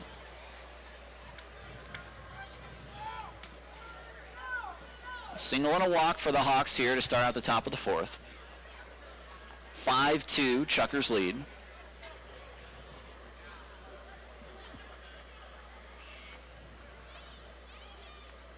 I know the days are getting shorter, but it's pretty dark already here in Idaho Falls.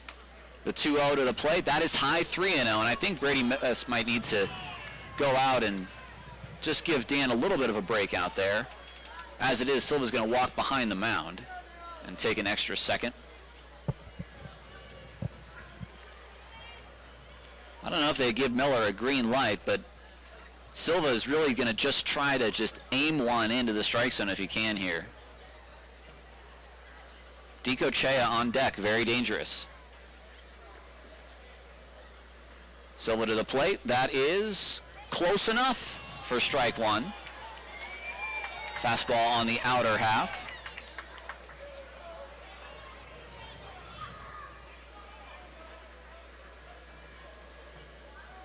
Three and 1 now to Miller.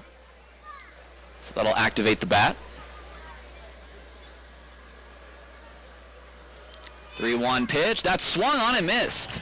Way late on the fastball, and now from 3-0, it's 3-2.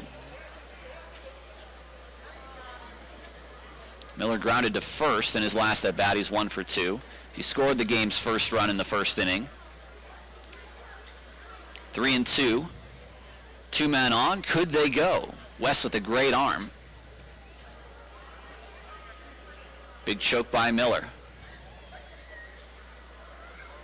The runners do go. No, we have time. Whoa. That was very strange. Gary Van Tall, the skipper for the Hawks just walking around. He wanted to talk to somebody about that. Time at home plate called. I would imagine it was called by Miller. Well, the Hawks accidentally dropped the cards out of their hands and showed them to the table, so now we'll see what Van Tall wants to do.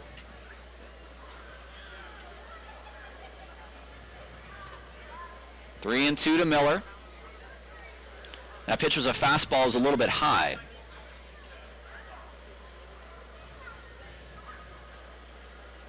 The 3-2 again. They don't run. It's swung on, hit to right field. Over is Hogan Brown. Will he get there? He reaches out. He dives. He makes the catch. Both runners have to get back. Hogan Brown saved at least one run. And the fans give him a standing ovation. What a catch by Hogan Brown. Well, we heard about the speed and the defense from being a center fielder at VCU, and he showed off both of those traits on that play.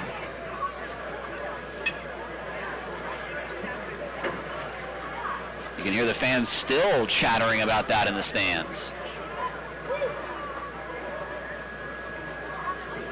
One away, two men on. Now Dico Chea.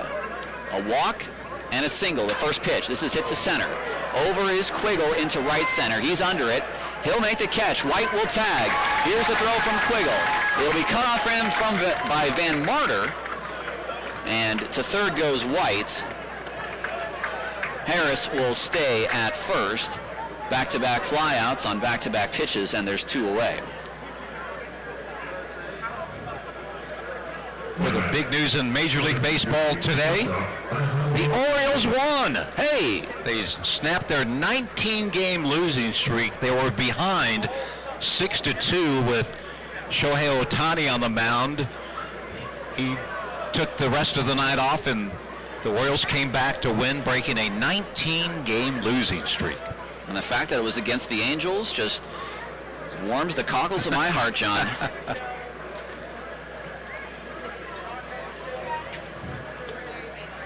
First pitch to Alejandro Rivero, a breaking ball, swung on and missed. That pitch was in the dirt, and it's 0-1. I think Rivero was ready to launch on that swing and did not get a pitch that he was able to do anything with.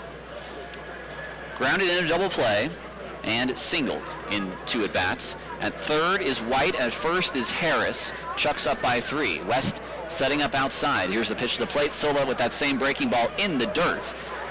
Blocked by West. Everybody gets back. 1-1. This game and Daniel Silva taking their respective times, but Daniel's on the mound. He sets his own pace.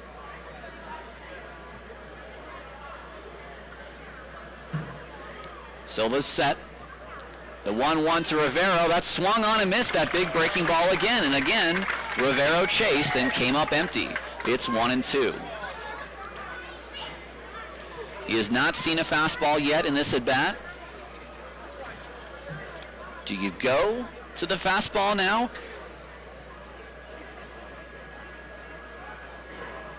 Or do you keep throwing that curveball till he can prove he can hit it? Now we have time at the plate. Chucks have 7 hits. Hawks have 6. Been crowded base paths so far through the first 3 and 2/3 innings.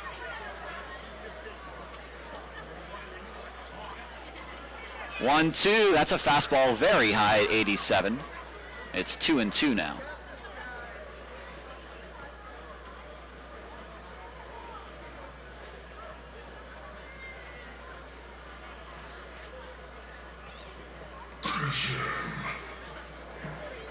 Silva looks in. Now he comes set. West setting up low. Rivero ready. Silva to the plate. Big breaking ball. Hit to right. Back is Hogan Brown. Still going back. In front of the track. He leaps against the wall. He makes the catch. The inning is over. And Silva again. First 2 men get on base, and then he retires the next 3, all on flyouts. The Hawks do not score. No runs, a hit, no errors. 2 men left on base. We head to the bottom of the 4th. It's still 5-2 Chukars on KSPZ 980.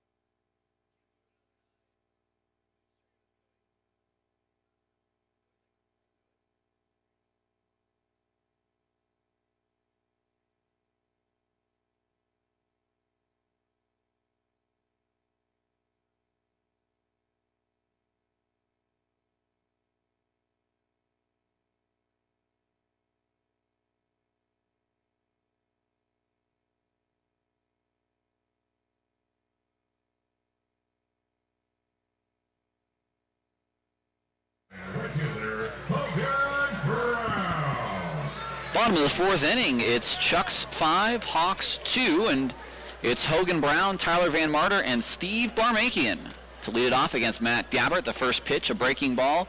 That is a little high to Hogan Brown. Hogan Brown, this is his second at-bat. Fly to left, back in the first. Daniel Silva, a little bit of the high wire act today, but he's gotten through some tough jams. This is called strike.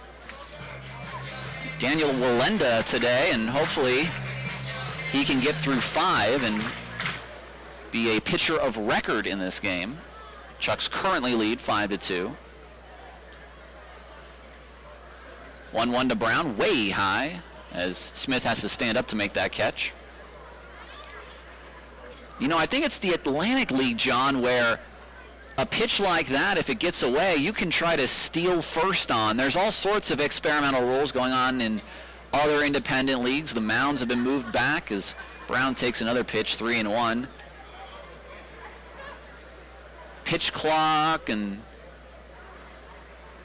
you know, just a lot of strange things. I mean, we've got our own new rules this year, but I think they're a little bit more in the scope of the game. This is a called strike 2.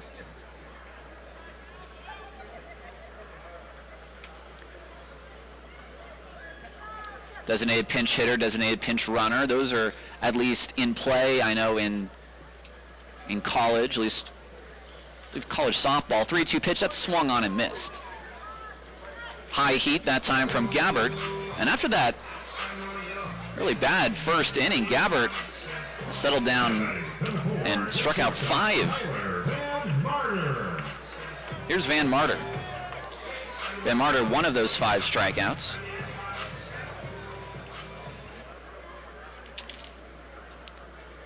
Of course, the knockout round, the rule that made the most headlines this year, is Van Marter takes a called strike.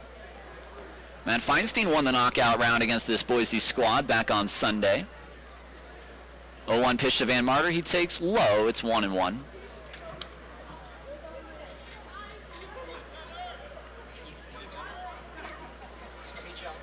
Gabbert from the windup. Here's the pitch to the plate. That's inside on Van Marter. Now 2-1. I know that the Pioneer League and President Michael Shapiro want to institute changes as we still figure out what this new Pioneer League looks like. Here's a ground ball past Jorgensen at third into left field. And Van Marter was his first hit tonight. The Chukars, a 1-out base runner here in the bottom of the 4th.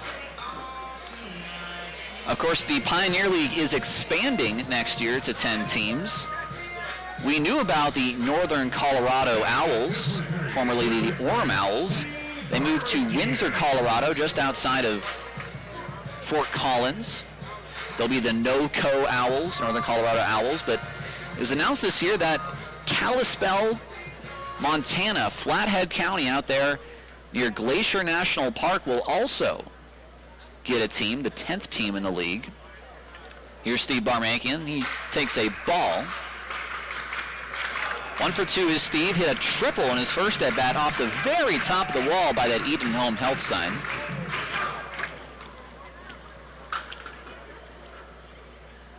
(1-0) on its way to Barmakian. He takes a breaking ball. That also stays high. It's 2-0.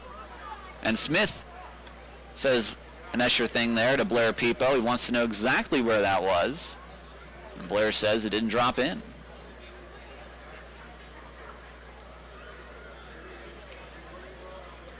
I don't know if there will be any new rule changes for next year.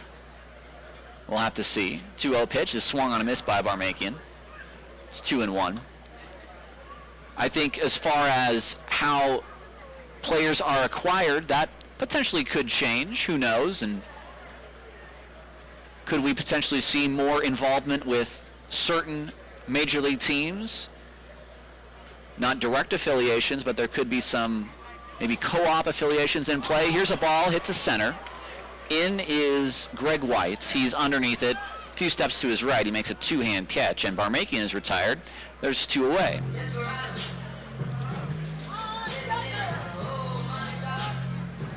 But that is something we'll have to wait for next year. Here's Webb Little, 2 away now in the inning. Still 5-2 Chukars. Van Marder at first with that 1-out single. Webb an RBI single in the first. He's 1 for 2. That was his 96th RBI. First pitch, breaking ball. That one is a strike. He's second in the league.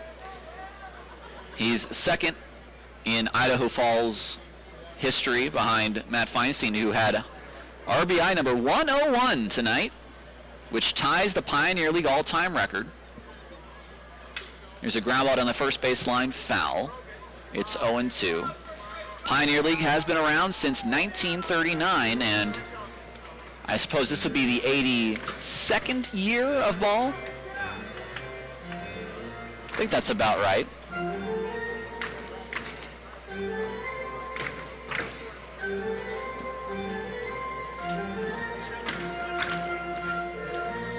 But Lyle Overbay had the record, he set in 1999 with 101. And Feinstein tied it tonight with a 2-run home run in the first. And Smith and Peepo have an extended conversation here as Webb Little had to grab a new bat. Smith, the catcher for the Hawks.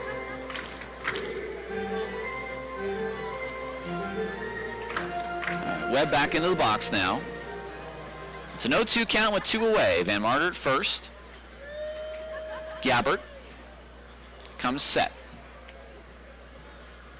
His pitch to the plate, Webb swings, he pops it up behind home plate. Smith over into the on-deck circle, over is Jorgensen. Smith makes the catch on the warning track in front of the Hawks dugout. No runs, a hit, no errors, and a man left on base. We move on now to the top of inning number 5. It's 5-2 Chukars on KSPZ 980.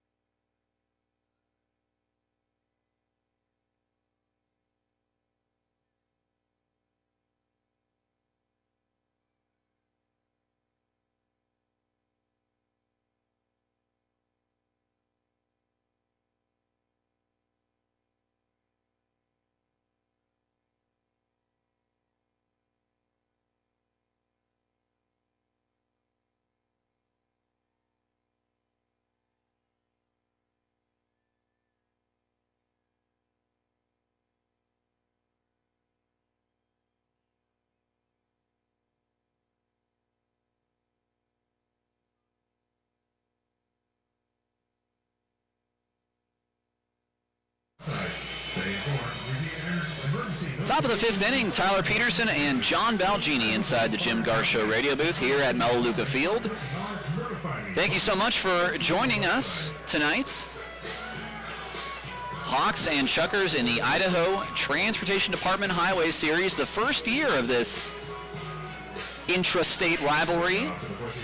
The Hawks lead the series 11-8. First team to 13 would win it outright, but there could be a tie with 24 games, and we're still going to work out what that tiebreaker is. The first pitch to Galindo from Silva is a fastball outside for ball 1. Galindo is 1 for 1.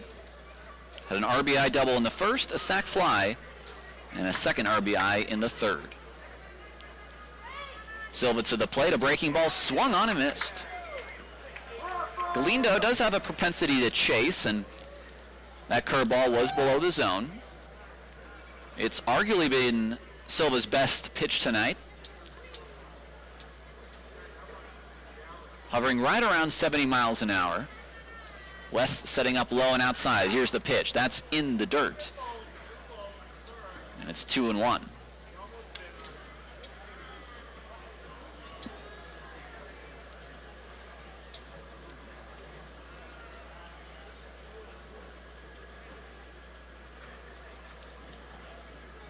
Two and one now to Galindo, leading off the top of the 5th.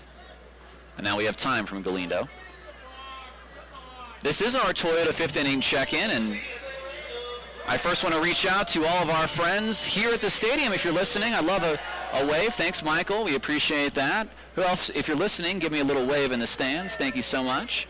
1, 2, 3. There's a swing by Galindo. It's 2-2. The Dortch family is here. We appreciate that. Jenkins are here. Javi's here next to me. Look at this. He's waving right to me.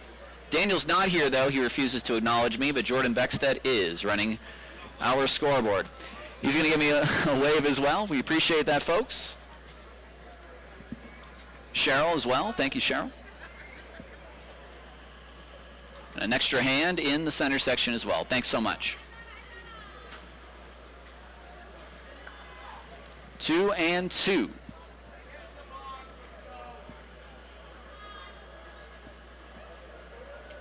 Silva looking into Brady West, peering in. Now he's ready. He brings the glove up, begins his motion. He kicks, he fires, fastball outside.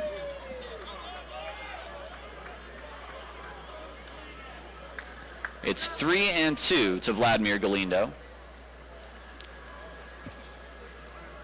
If you're not here at the ballpark, I'd love to hear from you on Twitter, Facebook, or on our YouTube comments sections. So just reply below. We'd love to know where you're listening from. The 3-2 pitch to Galindo on its way. That's a breaking ball, just low. That's a new season high for Daniel Silva. 4 walks. Some close pitches. A leadoff walk to Galindo. That'll bring up Enriquez, who is red hot.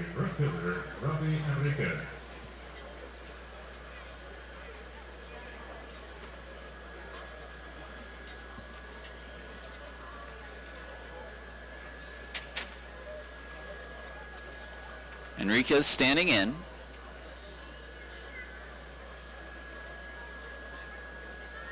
First pitch to Enriquez. That is just off the plate. 1-0 to Enriquez, a left-handed hitter from Puerto Rico. A double in the third. Infield playing back. They want to turn a double play. Silva set on the mound. Here's his 1-0 to Enriquez. That's down low.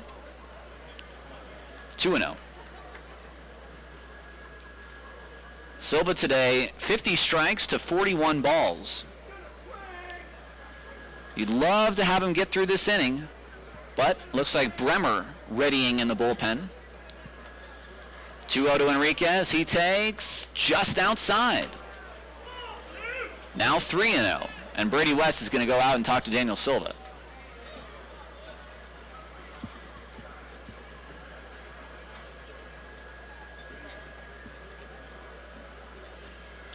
Early check-in from Mark West. He's here. Appreciate it, Mark. All the way from South Carolina. Again, we love to hear from everyone who's out there, whether you're watching for the Hawks or for the Chukars, or if you're just watching just because. Pitch to Enriquez, that is a called strike one. A little bit of a ironic cheer from the crowd.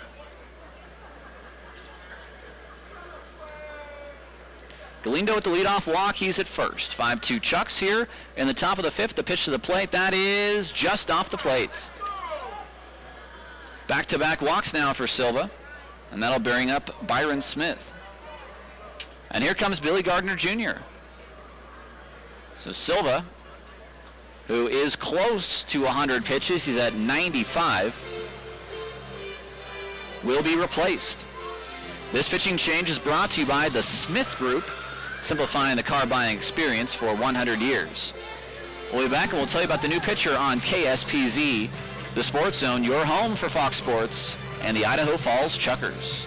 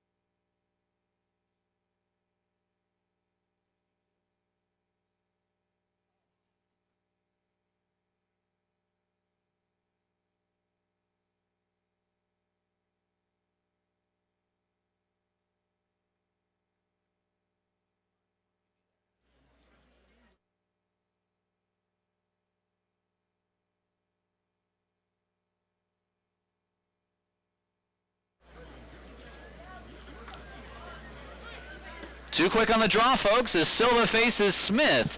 He surprised us, did Gary, the first time I think all year we've seen him come out and then leave the starter in. So it'll be Silva to face Smith. Nobody out, 2 men on. It's a righty-righty matchup. The lefty Jorgensen on deck, the lefty Bremer in the pen. Here's the 1-0 to the plate. That's swung on. It's popped up toward first. Webb Little near the stands. Does he have enough room? He's in front of the net. He makes the catch. A pop out to the first baseman, Webb Little. So Silva wins the battle against Smith. And now let's see. Jorgensen is announced, and Silva will face Jorgensen. I like this. Trusting in your guy. That's going to fire Silva up on the mound. Now he has to go out and execute. One away now. At second is Galindo. At first is Enriquez. Can Silva work out of a 2-man on, no man out jam for the third time in this game? Let's see. The first pitch to Jorgensen swung on and fouled away. In the second, it was a walk and an error, and then 2 pop-outs and a ground out. In the fourth, it was a single and a walk, and then 3 flyouts. Here, it's a walk and a pop-out. Jorgensen at the plate, Greg White on deck. Silva's set. 0-1 pitch, that's outside. It's 1-1.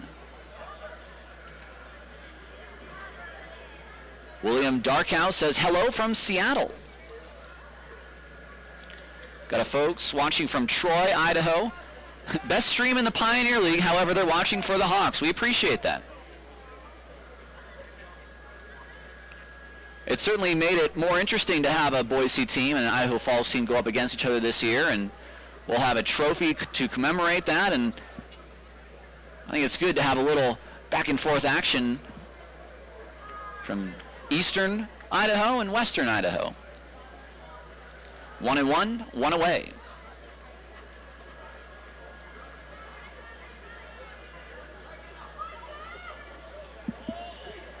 Galindo dancing off a second.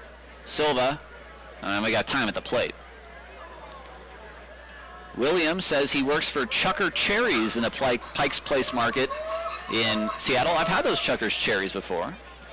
John Greener, watching from Rexburg. Go Chuckers, he says. We appreciate that. Those folks have checked in on our YouTube live chat. And I know there's 94 other folks who also could check in with us. 1-1 to Jorgensen. That is just low. It's 2-1. By the way, we promised free tickets for Friday's game. Let's do it right now. Ooh. And I will take the first response on YouTube for those free tickets. So drop a comment in our live chat. Here's the 2-1 to Jorgensen. That is a fastball low. Now 3-1. So if you want free tickets to Friday's game, let us know in the chat.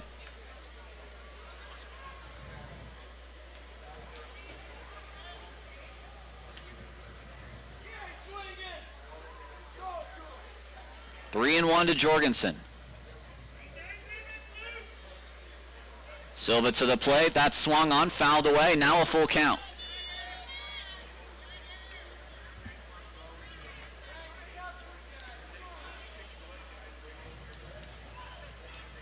William, I pronounced his last name wrong. It's Darko. Thank you for the correction, William. John, you've commented with an I. Does that mean you want the free tickets? William will be here in a couple of weeks for the Great Falls Series. We appreciate that. The 3-2 to Jorgensen. Silva looks at second. He throws to the plate. That is swung on and missed. Jorgensen chased way outside. 2 outs in the inning. For Silva, it's only his second strikeout of the ball game. And now it's Greg White. White singled sharply in the 4th. John has won the tickets. John Grainer, I'd love tickets. Where's John from? Rexburg. Okay, John. They'll be at the ticket booth under your name on Friday. Lloyd was just a little bit too slow to get in there for the free tickets. Let's give them to him anyway. All right, Lloyd, you got yourself free tickets as well. The first pitch to Greg White is down low. It's ball 1. Courtesy of John and Tyler. Courtesy of Sandhill Media. That's correct. We will accept the tribute at the press box when you get here. Stop by and say hey.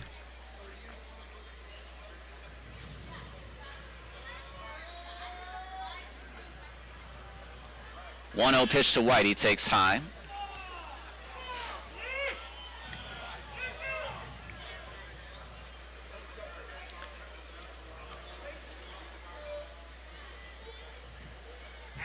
Jeffrey Lufkin, Tyler Van Marter's uncle, checking in from Beaumont, California. We appreciate that.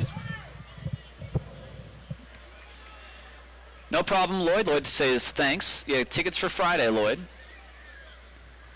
Here's the 2-0 to White. It's swung on and missed.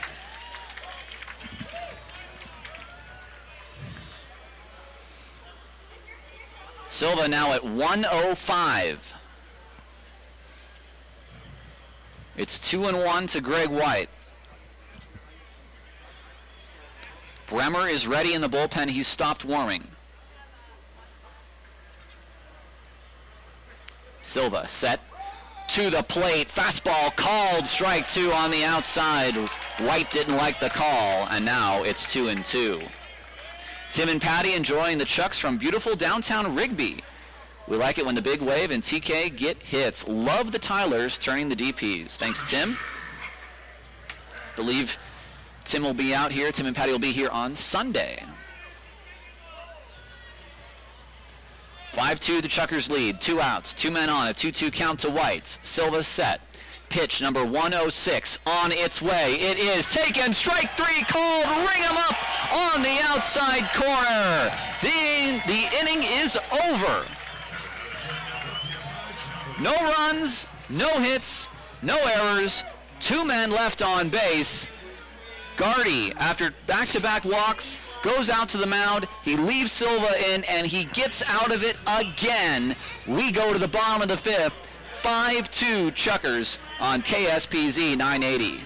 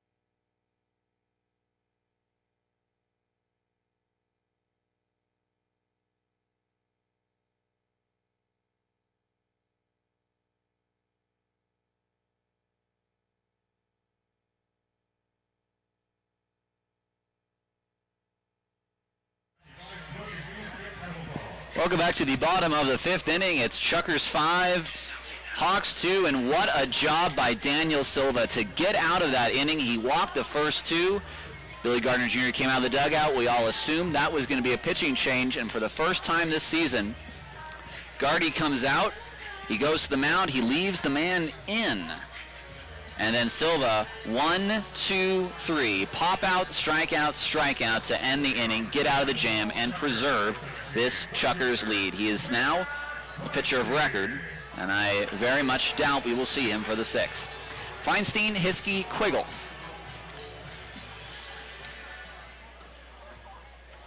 Against a new pitcher.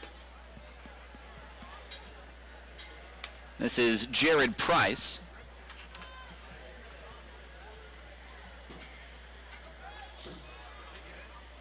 It's the 1-0 pitch to the plate. That's a breaking ball for a called strike 1.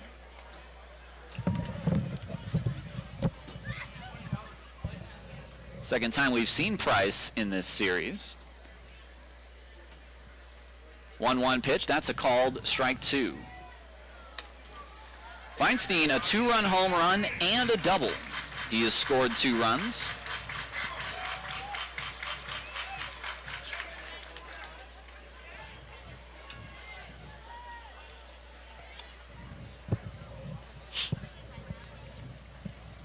Base is empty here in the bottom of the 5th.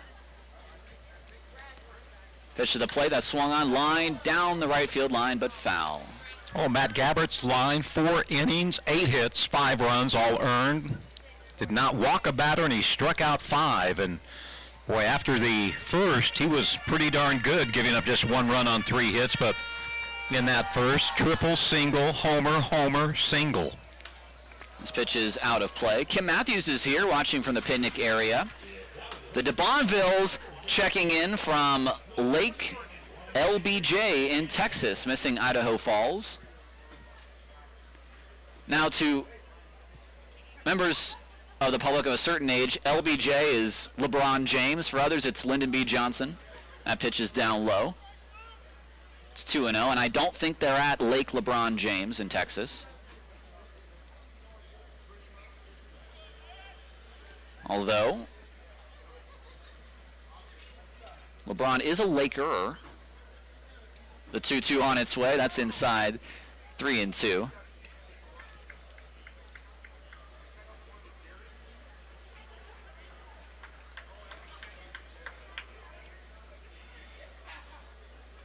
John wants to know, is there a trade deadline in the Pioneer League? There is, actually. The 3-2 to Feinstein, a half swing. Does he go? Yes, says the first base umpire, Bill Shortridge. Feinstein strikes out swinging. The first strikeout for Price. The trade deadline, I believe, is 10 a.m. September the 1st. At least 10 a.m. Pacific.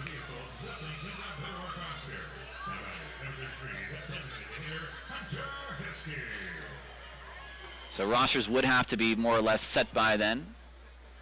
Pitch to Hiskey, that's line to right, over is Enriquez. He makes the catch on that line drive and quickly 2 away.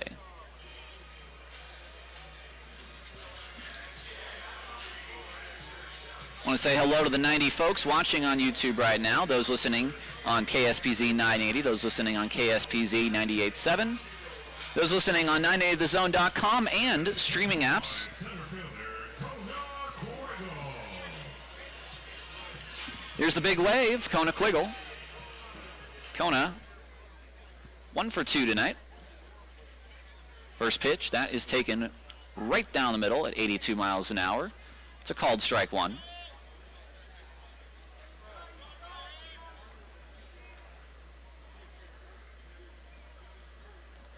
Next pitch is in the dirt. Now 1-1, 2 away here in the top of the bottom of inning number 5, 5-2. The Chucks lead. Abimael Marquez in section L2 tonight. Thanks for checking in on Facebook. Sherry Middleton here as well. That's down low, 2-1. We miss you guys when things aren't working well. The Middletons again checking in from Great Bend, Kansas. Yes, we did get that right. 2-1 to Quiggle. There's a pitch that's popped up out of play. And it's 2-2. Quick update in the Pioneer League. Good news, Great Falls leads Billings 12-3 in the 6th. Missoula leads Ogden 13-4 in the 9th. Great news from Great Falls. And from Ogden. And from Ogden. The Hawks will take that Ogden news as well. Here's a ground ball down the first baseline, foul, and Caden White makes the catch. Kurt Holverson watching from home while finishing up some work. Let's go Chuckers, he says. Bob and Chris watching from Shelley. Steve Van Marters says, you guys are doing great. Appreciate that. Here's a pitch, hit to right, fairly deep. Back is Enriquez, he looks up. It's gone! Kona Quiggle, a 2-out solo shot, and the Chucks have a 6-2 lead. Home run number 13 for the Big Wave. An embrace with his roommate Tyler Kelly. It'll be Kelly come up to the plate now, but a nice insurance run there to be sure. It's the largest lead for the Chucks today.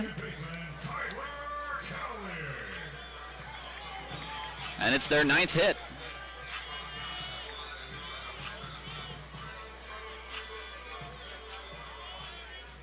This is the Idaho offense we've come to know and love. Here's a ball, hit to left, scooped over is Miller. Will he make the catch? It'll drop fair!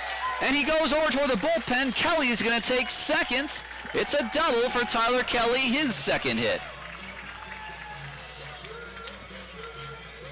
Back-to-back 2-out extra base hits.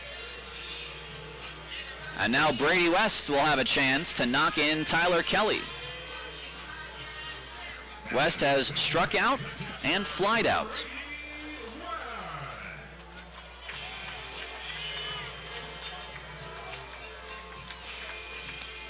So somewhat of a bloop double for Tyler.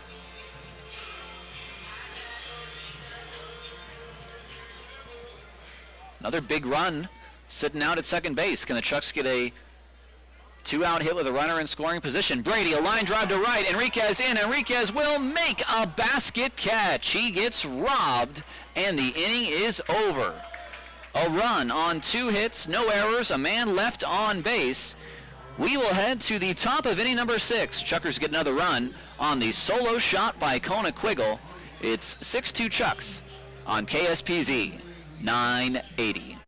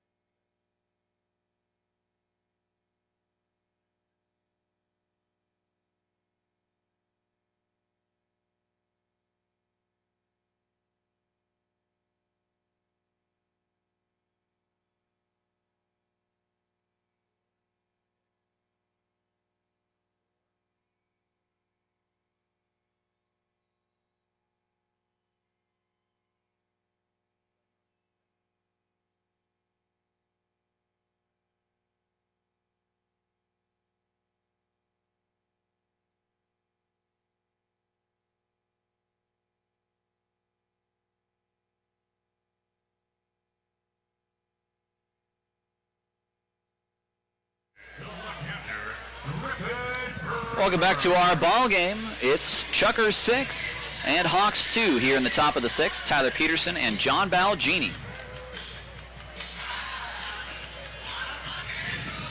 New pitcher on the mound for the Chucks. It's Griffin Bremer. The day is over for Daniel Silva, but he did a really nice job getting out of some really tight jams, John.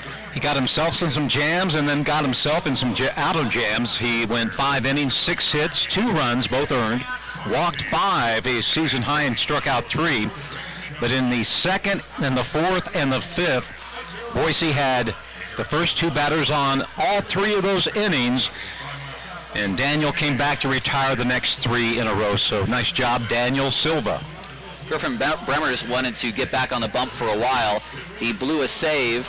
Well, he didn't actually blow a save, but it went down as a blown save. He gave up 5 runs in the 8th inning back on Saturday. The Chucks ended up losing that suspended game 12-10, but they had been leading until that point.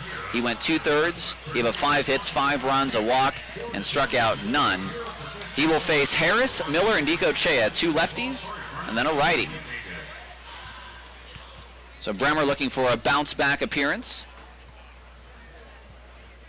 4-run ball game here in the top of the 6th. First pitch to Miles Harris is swung on and missed. Fastball at 88. We've seen good stuff from Bremer up until that bad outing. His ERA shot from below 3 to above 7 in 1 outing.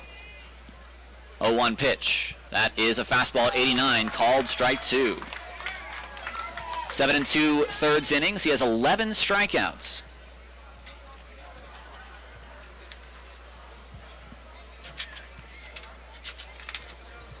Chucks with the best ERA in the league. That's 6.17, which is sort of hard to believe. 0-2 pitch from the windup. Here it is. That is swung on, popped up toward third. Barmakian into foul territory, chasing Tegan Smith away, the umpire. He makes the catch near the coach's box. Harris, the second time he has popped out into foul territory to the third baseman, Barmakian. 1 away.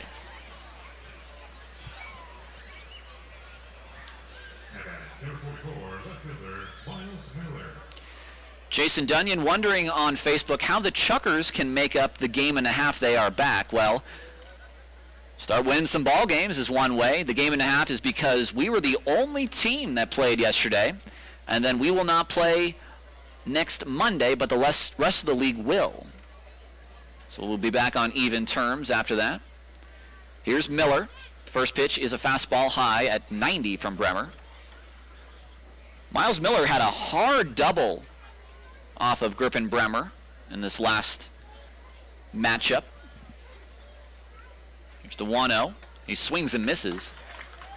It's 1-1. Fastball at 88.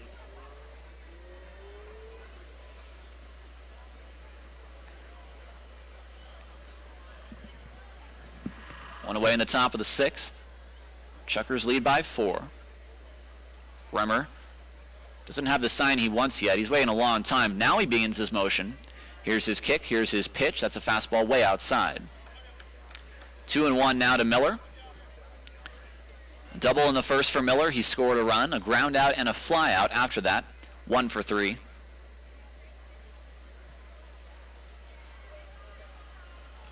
Here's the 2-1. That's a swing and a miss. Fastball pulled off by Miller. And now it's 2-2. Miller taking a moment, stepping out. Now he's going to choke up.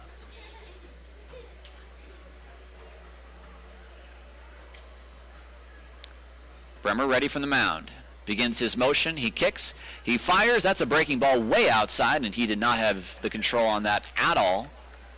I think that's the first breaking ball we saw from Bremer, and it's 3-2.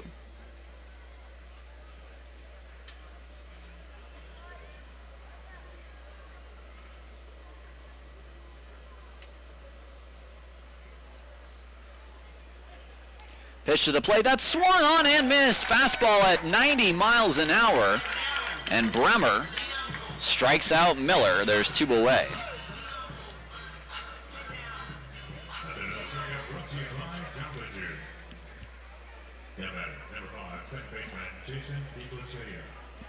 Now here's Jason DiCochea.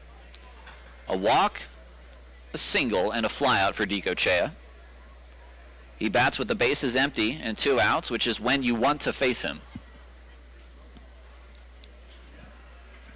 First pitch on its way. Fastball, that is called strike 1 on the inside corner. Bremer been right around 89-90 with that fastball, which is such a luxury to have a lefty out of the pen with that. What a great find by Billy Gardner. 0-1 pitch. That swung on and missed. That time the changeup, and that time a beauty. It's 0-2. Limited professional appearances for Griffin Bremer. Played for the Schaumburg Boomers all the way back in 2018. The 0-2 pitch to DiCochea. Fastball swung on and fouled away. DiCochea was ready. A pitch at 91 miles an hour.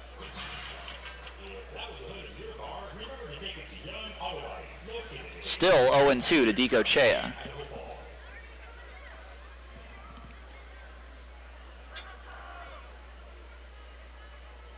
Bremer from the windup. Here's the 0-2 on its way. Fastball in the dirt. 1-2 now to DiCochea.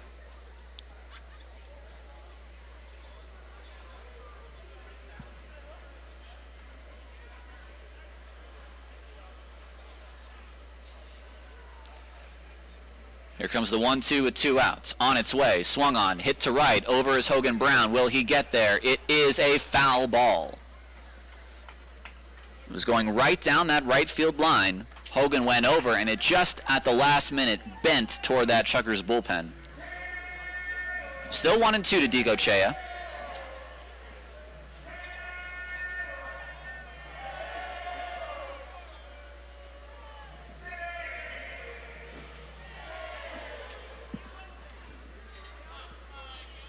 DiCochea taking his time getting back. Now he's ready.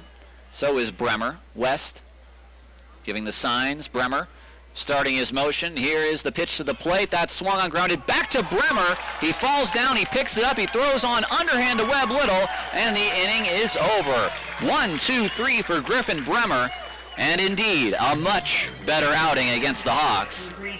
We move on to the bottom of inning number 6. Chukars lead 6-2 on KSPZ 980.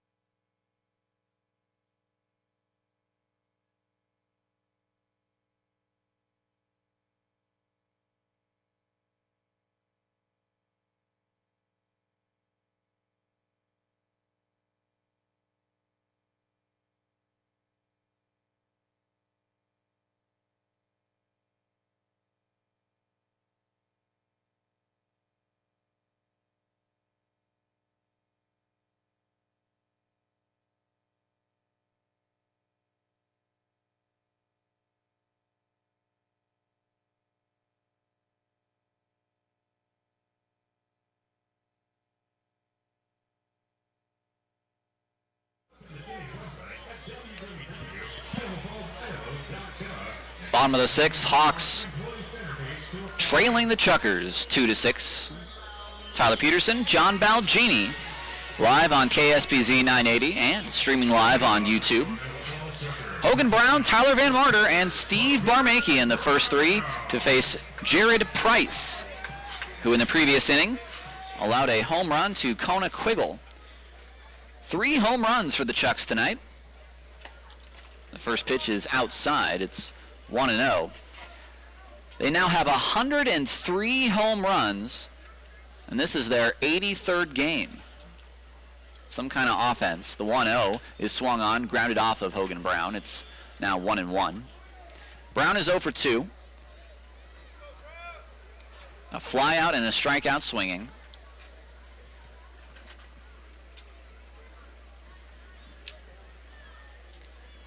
Was the leadoff hitter for Virginia Commonwealth this year. Leading off this inning for the Chucks. Ooh, what a nice breaking ball from Price. And that will be strike 2. That had some late break on that curveball.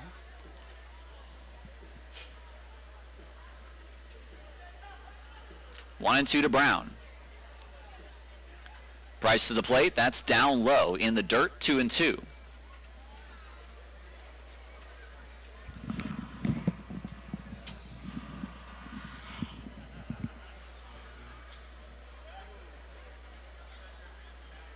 Price looking into his catcher Smith.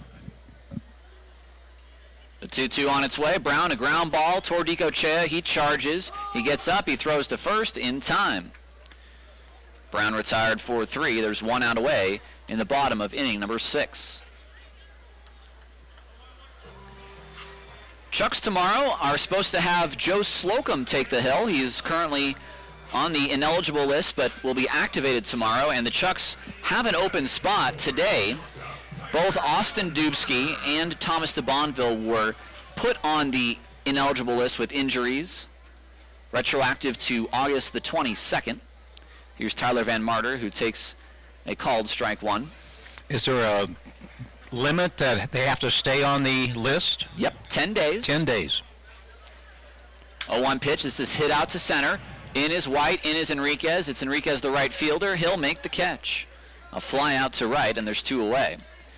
So both of those guys put on retroactively to the 22nd. So this would be day 3 of 10 for them. Here's Barmakian with 2 outs. And another move made was the activation of Alex Leja. Leja now on the active roster down there in that bullpen. So he is available for the Chucks. He made 1 start, 1 appearance against the Ogden Raptors. Did not go very well and was put on the IL with some arm discomfort after that. First pitch to Barmakian, a called strike on the outside. It's 0-1. So 2 men go on, 1 guy comes off, and tomorrow Joe Slocum will come off the IL as well and start against these Hawks. 0-1 pitch to Barmakian. He swings, flips this to left. In is Miller. That's down for a base hit. Steve, another multi-hit game against Boise.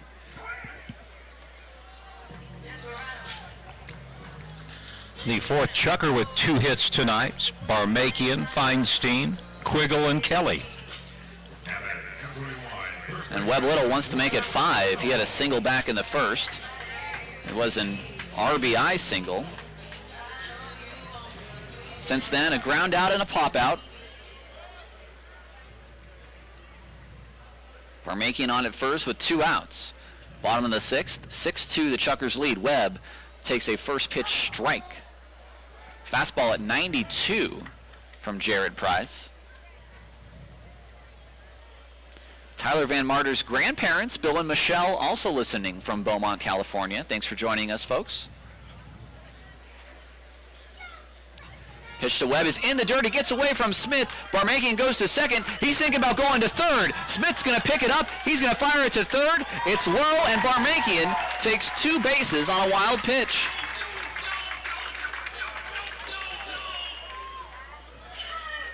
Give Webb Little a little bit of credit. He had the windmill going at home to give Barmakian a good look at, should I go to third? And so Webb playing some third base coaching in the batter's box. A free 180 feet. We don't see that very often. And now Webb Little, a chance to drive Barmakian in at third base.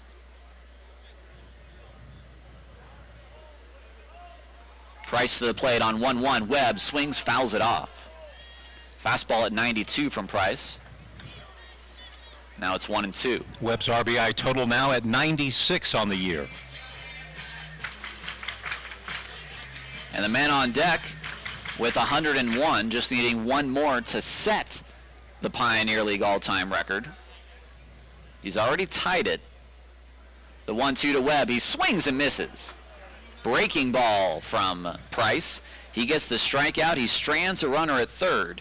No runs, a hit, no errors, and a man left on base. We move to the top of inning number 7, 6-2 Chukars on KSPZ 980.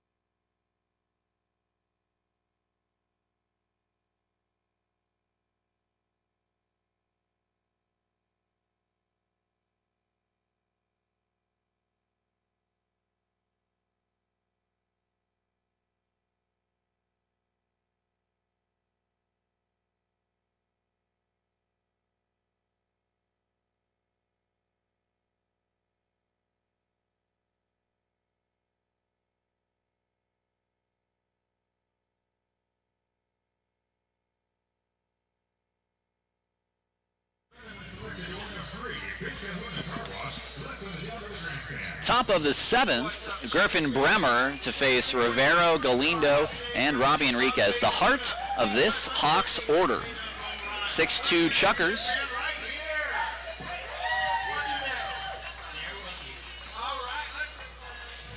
This is a highway series where the Hawks were leading by 4 games. Last night, the Chucks won, cut it to 3.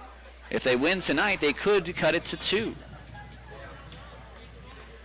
Bremer to Rivero. The first pitch is inside. A couple questions on YouTube about how the IL interacts with the trade deadline. 1-0 pitch to the plate. That's high. You can have 26 men on a roster if you drafted a guy at the tryout camp, which the Chucks did, Hogan Brown, so they can have 26. Every guy who goes on the IL opens up a roster spot. Here's a ball off of Bremer. He's going to pick it up. He's going to throw it to first in time. Webb Little keeps his foot on the bag, and for Bremer, I thought that got the meaty part of his thigh. Katie Berglund going to come out. Brady West comes out. Griffin Bremer sometimes, John, he's a pitcher who is very much in the zone. I don't even know if he felt that ball sometimes, but we're going to get a full meeting on the mound, and I'm sure he's going to say he feels all right. Bob Malacki, Billy Gardner. I think you got him right in the hip. Yeah, it looked like it did get him in the hip area.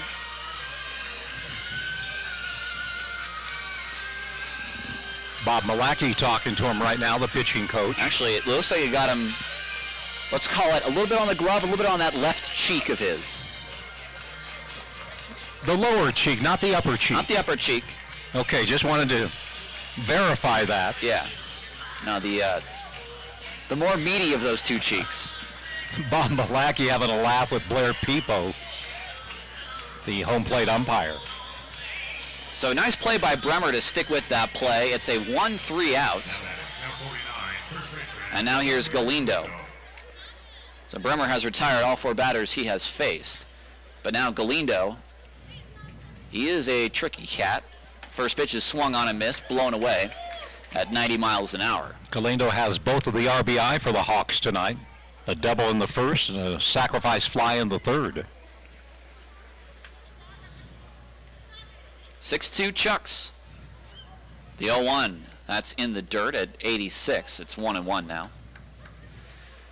So you can add guys to your roster. You just can't trade for guys past the deadline. And of course, playoff rosters will freeze as well. 1-1, that's swung on, foul back. So John asking on YouTube, that just means that you can bring guys on and off the IL, you can sign more guys, but no more trades after September 1st. The Chukars have made a few trades this year as well. And what big acquisitions they have been. Here's the 1-2 pitch, that's outside. How about the first trade in Chukars history, Mr. Matt Feinstein from the Ottawa Titans? What a trade that was for a player to be named later. Worked out pretty darn good. I'd say so.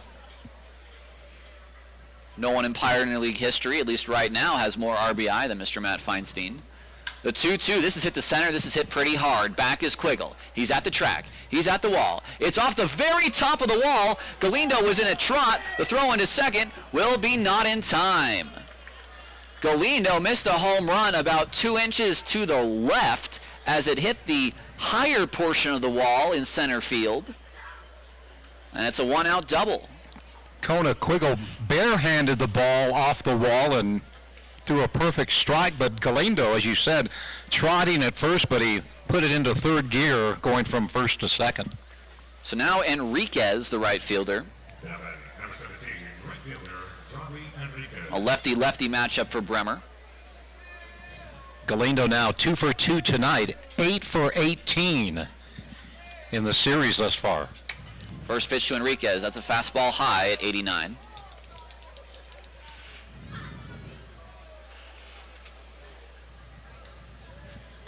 Enriquez today a double, a walk, and a flyout. He's 1 for 2. Here's the 1-0 to the plate. That's a fastball, called strike on the outside at 88.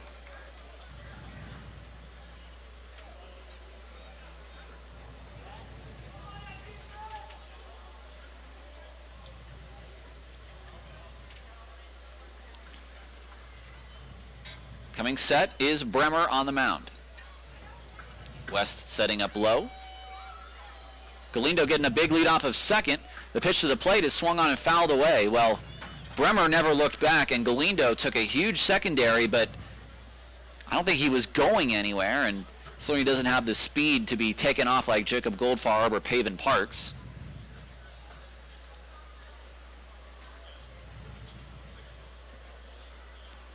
One away here in the top of the 7th. Pitch to the plate, Enriquez, a line drive right to Tyler Kelly. Galindo has no idea where the ball is, and he will be doubled off of second. A line drive right to Tyler Kelly, just a little bit of a crow hop there at second base to make that catch, and then Van Marter went to cover second. Galindo practically was rounding third by the time Kelly made the throw to Van Marter. It's a double play, 4-6. And now we head on to the bottom of the 7th, 6-2, the Chukars lead on KSPZ 980.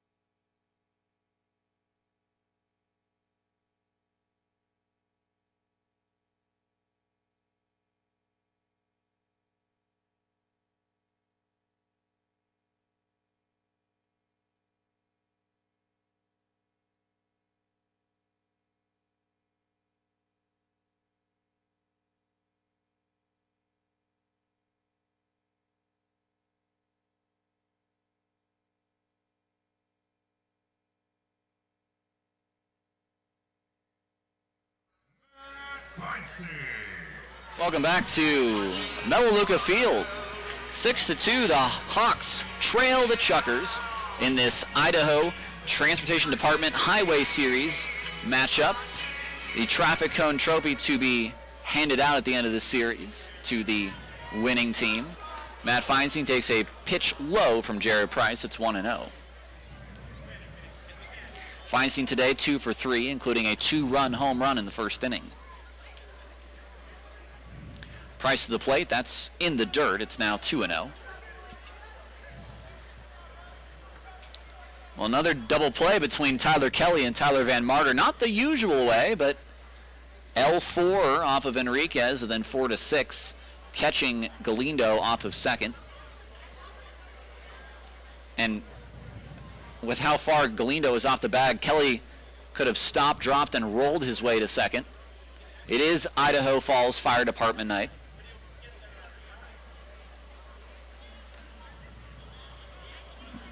Here's a 2-0 pitch to Feinstein. That breaking ball is high. Now 3-0. Feinstein, who already has 73 walks to lead the league. An on-base percentage of .509. 3-0 pitch in the dirt. There's walk number 74 in 83 games.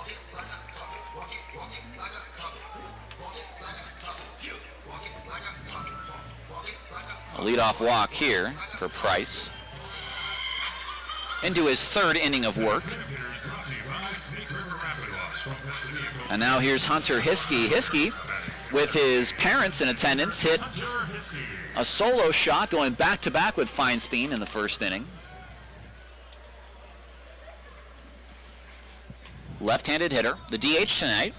Both catchers in the lineup today, Hiskey and West. Price to the plate. This is a fastball high. 6-2, the Chucks lead.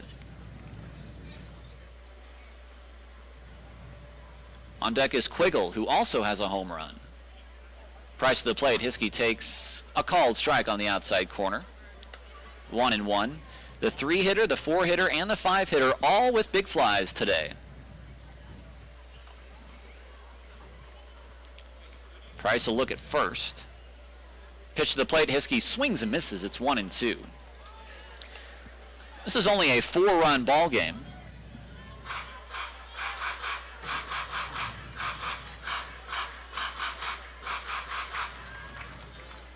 Feinstein leading off of first. Not a big lead. The pitch to Hiskey. He holds back.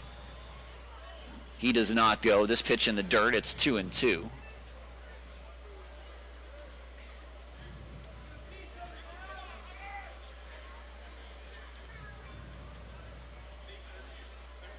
Set is Price. Here's his kick and his pitch. Hiskey takes inside. Now a full count. This is probably a good time to see Matt Feinstein take off. Hunter, certainly a contact hitter. Feinstein with some good speed. 2 shakeoffs from Price. Now he comes set. Feinstein. He goes. Here's the pitch. It's swung on. Hit popped up toward Galindo. Feinstein has to get bat. Galindo spinning around. He can't make the catch. He went toward the Chukars dugout, then turned his back to the field, headed toward the tarp down the first base line, and couldn't get up to the ball. So Hiskey extends his at-bat. A little bit of a second life there.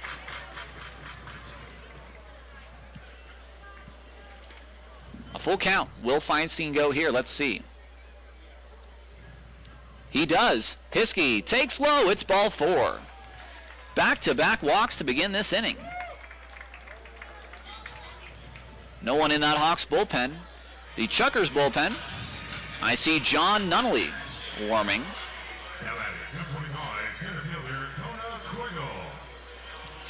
And here's the big wave. Well, here comes Gary Van Tall. And there's no one in that bullpen. John, this makes me think, I don't know, this is just a talk? Might we see Robbie Enriquez come in from right field? He's pitched against the Chukars one time. This looks like this is just going to be a little bit of a chat here with Jared Price. 2 men on, nobody out. Back-to-back walks for Price, who is in an extended outing here, and there will be no move made. Price to face Quiggle for the second time, and last time he saw him, Quiggle hit a home run off him.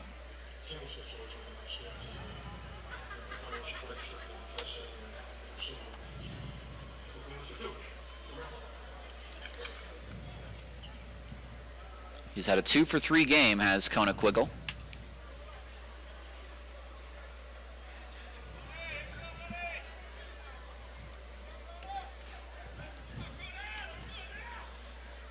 We're back to playing ball. Here's the first pitch from Price. That's a fastball outside. It's 1-0.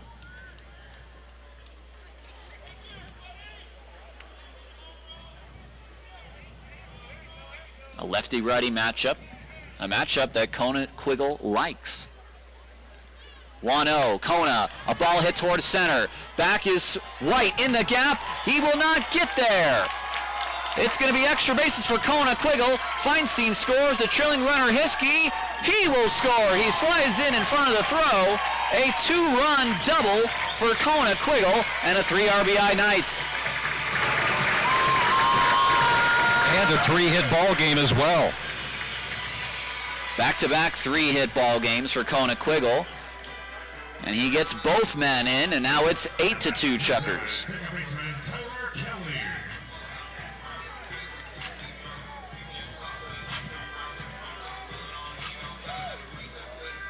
Now Tyler Kelly, who has hits in back-to-back at-bats.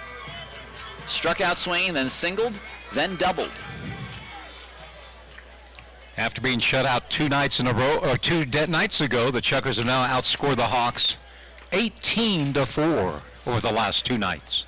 First pitch to Kelly is a breaking ball that drops in the top of the zone. It's 0-1. 4 runs in the first for Idaho Falls, 1 in the third, 1 in the fifth, and now 2 here in the 7th. Pitch to the plate. That's a line drive to right. Back is Enriquez. He's there. He makes the catch, tagging his Quiggle. He'll go to third. Enriquez, a pretty good throw, but Quiggle safe at third base. So Tyler gets the man over, and that'll bring up Brady West.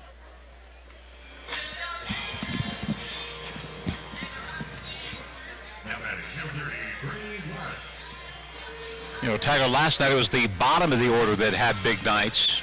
Tonight, the guys in the middle of the order are hitting the heck out of the ball. All these RBI from 2, 4, 3, 5, and 6, although I said that in an incorrect order. Infield comes in for Brady West. Looking for an RBI, the first pitch, breaking ball, that drops in for strike 1. Brady wanting to know if that was off the plate. Kona Quiggle last 2 nights, 6 for 9, 8 RBI.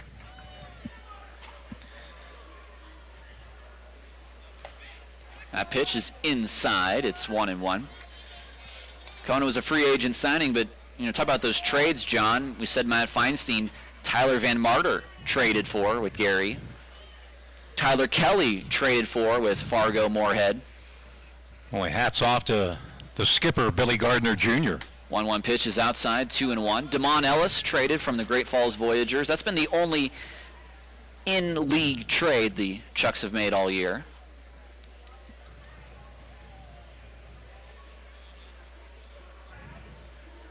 Brady ahead in the count, 2-1.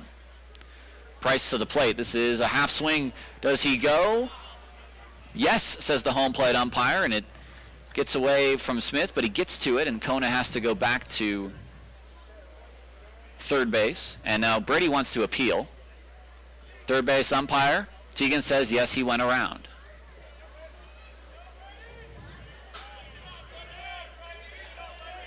I think very rarely is an umpire going to show up his partner and, well, you said it was a strike. I'm going to say it's a ball. We saw it the first time it happened. Webb Little was able to draw a walk. 2-2 pitch. Brady swings, hits this to left. Back is Miller. He was way shallow. This is over his head. It one-hops the wall. Brady West into second, an RBI double, and that's got to feel good for Brady as he drives in another insurance run. It's now 9-2.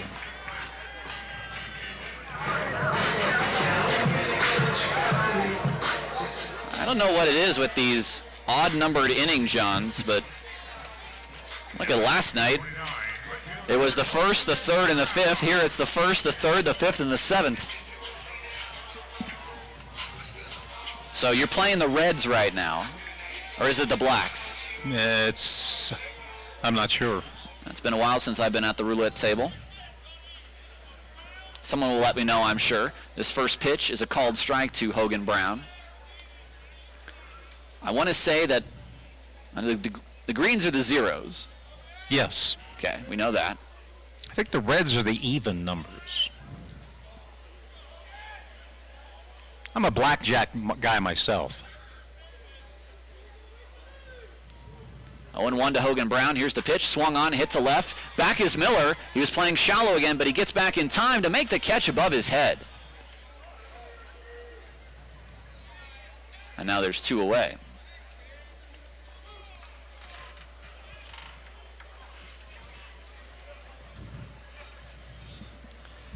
John on YouTube wanting to know, how many guys on the team still here from opening day?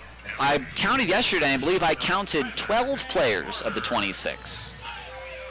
Of course, we started with 25, so 13 guys originally on the team no longer with us. Of course, many who got picked up by other Pioneer League teams. Van Marter takes a curveball down low for ball 1.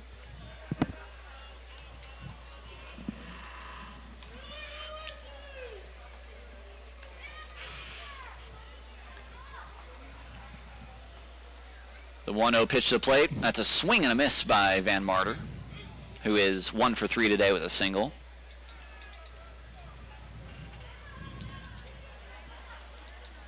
I spy a few finals in the Pioneer League tonight, John. Missoula over Ogden, 16-6. And the Rockies beat the Vibes 5-3. Great Falls still leads Billings 13-4 in the 8th. This next pitch is down low, 2-1. And with the score here, 9-2, looks like all 3 teams we were hoping would win will win.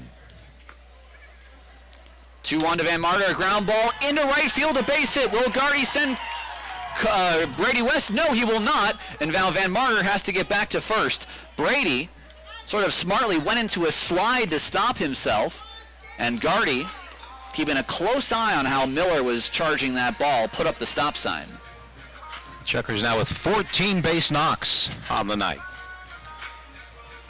And maybe Van Marter, maybe a little irked that didn't give Brady a shot to get him a RBI, but it'll be Steve Barmakian, who the Hawks have really not been able to figure out at all this year. But Tyler joins the list of Chukars with multi-hit ball games tonight. That's 5 now. Steve has one of those multi-hit games. He's 2 for 4. Triple and a single.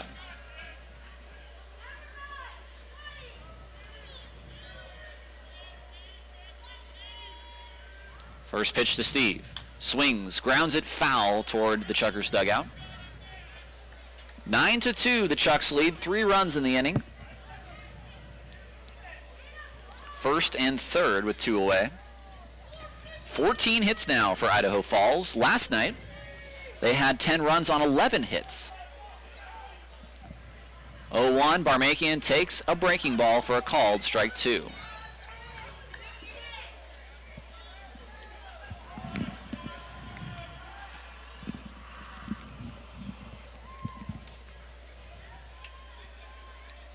Little choke by Barmakian. 0-2 pitch, that's in the dirt. Blocked by Smith, keeps it in front of him. And now it's 1-2.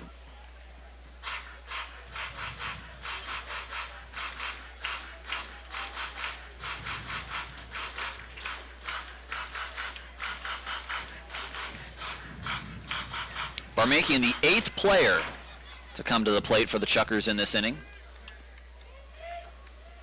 1-2 from Price, on its way. Barmakian fouls it off his foot. And now it's 1-2.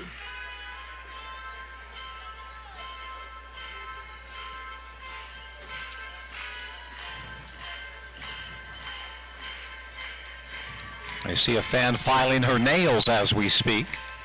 That's the great thing about a baseball game, John, is you can bring the newspaper to the yard and read it while you watch. It's just a whole different uniquely American type of ball game.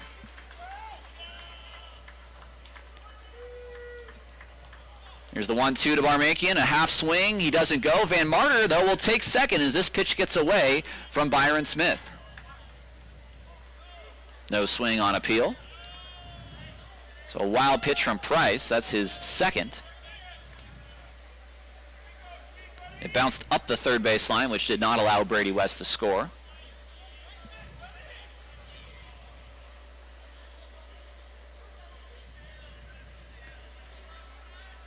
Two and two away.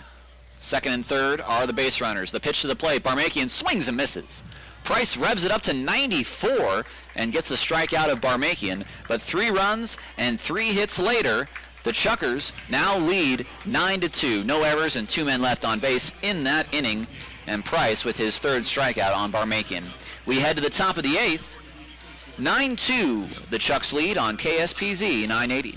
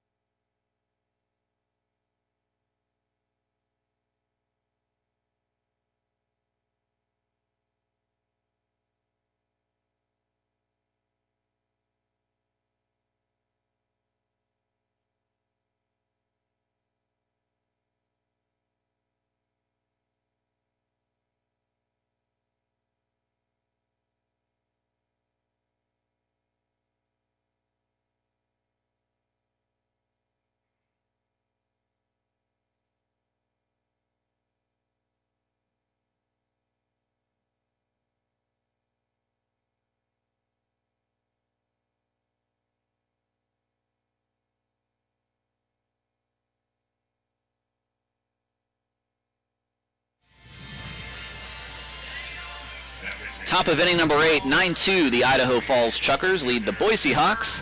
Tyler Peterson and John Balgini, and it is Mr. John Balgini take you the rest of the way tonight. Here you go, John. Thank you, Tyler. Lefty Victor Rodriguez replaces lefty Griffin Bremer, and Bremer back to his usual self tonight. Usual as we know it anyways. We've been very impressed early on in Bremer. 2 innings today, just 1 hit, no runs, no walks, and a strikeout.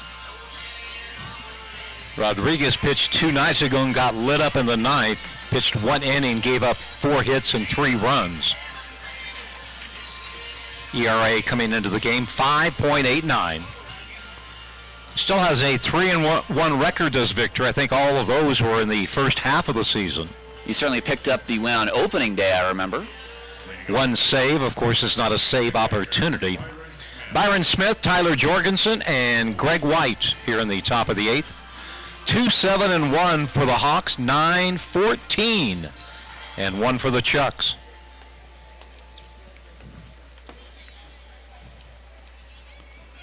So the game and a half the Chukars lost 2 nights ago, they're going to regain tonight. Or at least a game, excuse me. They picked up a half game last night on the league. First pitch called strike 1.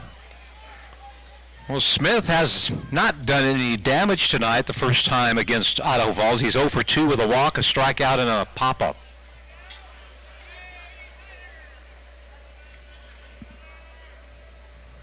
There's the pitch from Rodriguez. Fastball high, 1-1.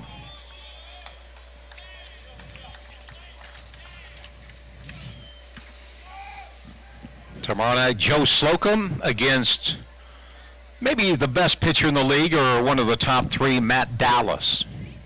Certainly if you're going by strikeouts, Matt Dallas far and ahead the best strikeout pitcher. 4.80 ERA. That pitch is a strike called. It's 1-2. After last night's game, Nick Floyd's earned run average at 3.97. That's a league best. And he has a record of 8-1.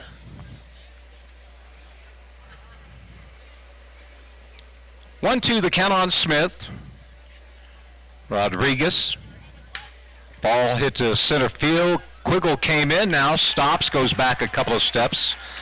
One of those atom balls. Smith hit it hard, but right at Kona for out number 1. And here's Tyler Jorgensen. He is 0 for 3. Certainly that has to be the first time this series we've said that about Jorgensen. Yep. He'd come into this game 6 for 15, batting .400, 0 for 3 tonight. So hopefully the Chukars will have their hitting shoes on again tomorrow night against the flamethrower, Matt Dallas. First pitch is swung on and fouled back. Lefty-lefty matchup.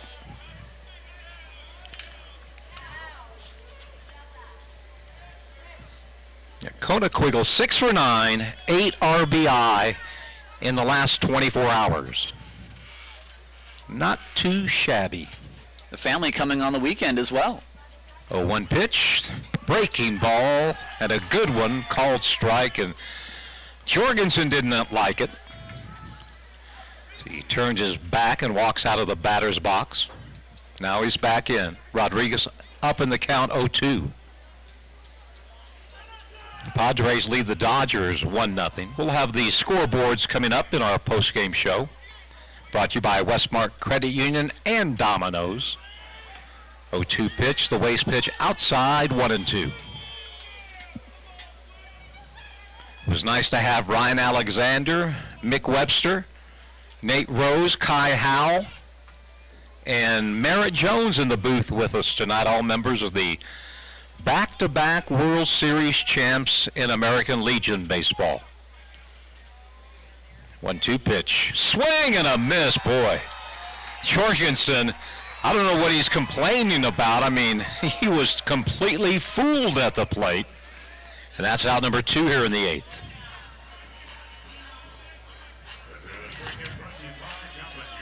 Only 5 strikeouts for the Chukars pitchers tonight.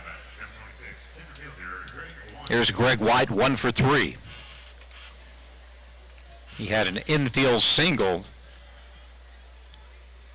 to Tyler Van Marty, who made a heck of a play on the ball, and Greg White's speed beat it out by about a half step. Called strike 1 on the first pitch from Victor. Well, Rodriguez looking much better than he did 2 nights ago.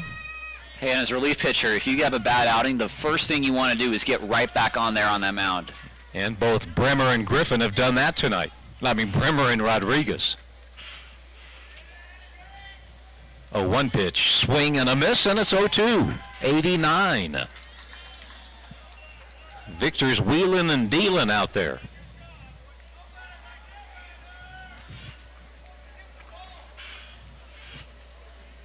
We'll see Price in the bottom of the 8th, and I'm sure we'll see Rodriguez in the top of the 9th. Nobody warming up in either bullpen. Victor looking to retire the Hawks, 1-2-3. Foul back by Greg White to stay alive. Of course, 4 more ball games and 4 more straight days. This is the 8th straight game both of these teams have played, and the last 5 against each other. And then what, 2 straight days off? 2 much needed straight days off. And then off to Billings for the biggest series of the season. Oh yes. By far. Rodriguez to White, 0-2 pitch, low, 1-2.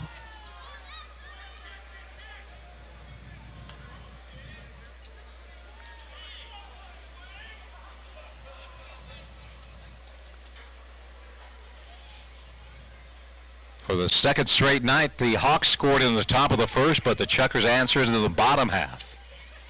3 last night, 4 tonight on 5 straight base hits, including back-to-back home runs. Here's a one-hopper to Webb Little. He'll take it to the bag for out 3 as the Chukars and Victor Rodriguez retire the Boise Hawks 1-2-3. To the 8th we go, 9-2. Idaho Falls with the lead on KSBZ.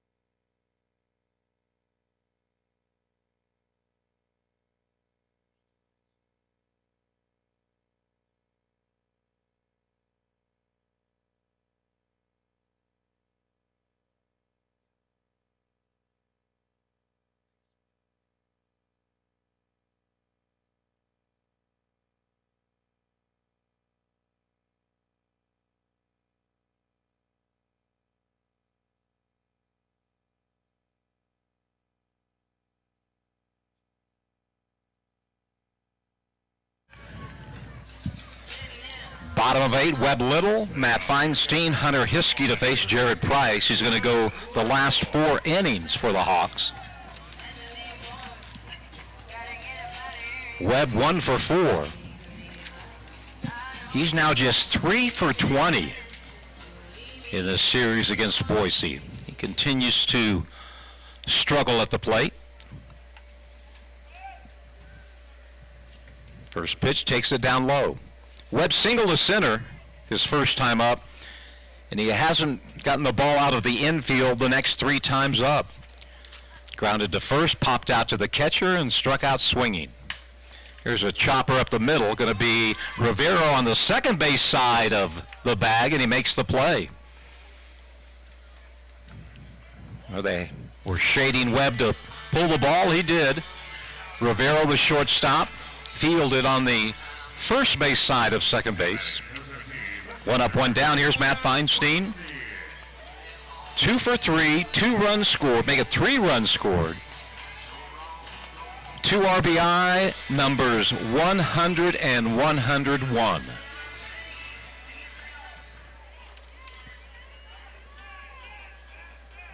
Pitch to Matt, takes a big hack. Shallow fly ball to right field. Robbie Enriquez is on the run. He'll make it for out number 2. So quickly 2 away here in the bottom of the 8th. It's Hunter Hiskey. 9-1 and 2 due up for the Hawks in the 9th.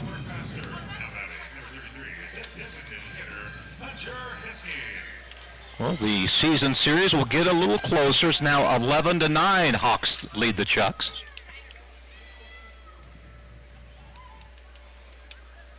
First pitch to Hunter is a fastball called strike 1. Hunter homered to right field in the first. He's popped to short, lined to right, walked and scored. That pitch low, 1-1. Hunter's mom and dad all the way from Lee Summit, Missouri, said they're going to be here for the entire 9-game homestand. 1-1 pitch to Hunter. Fastball high, 2-1.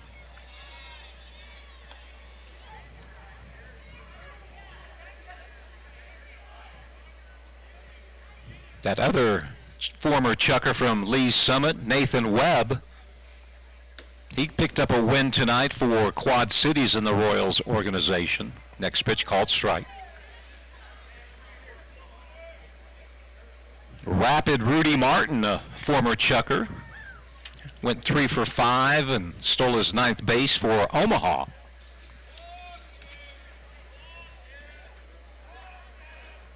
And Jake Junis, former Chucker, former Royal, coming back from an injury, 4 1/3 of shutout baseball.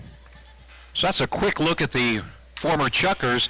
Here's a base hit, Hunter Hiskey between short and third, and he becomes the 6th Chucker with more than one hit in the ball game.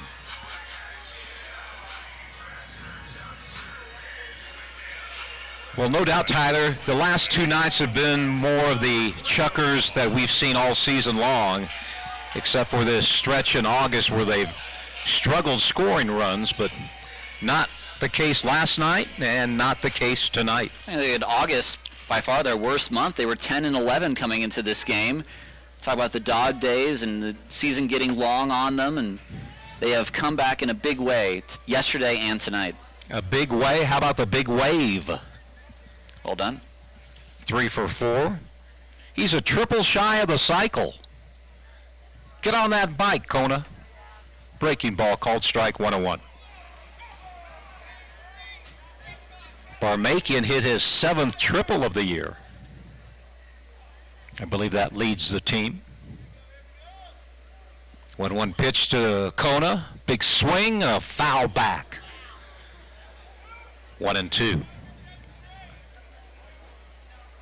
A single to center, a solo shot to right, and a double to left. So he's hit it in all 3 fields tonight, has Kona Quiggle. The kick, the 1-2 pitch, check swing, foul.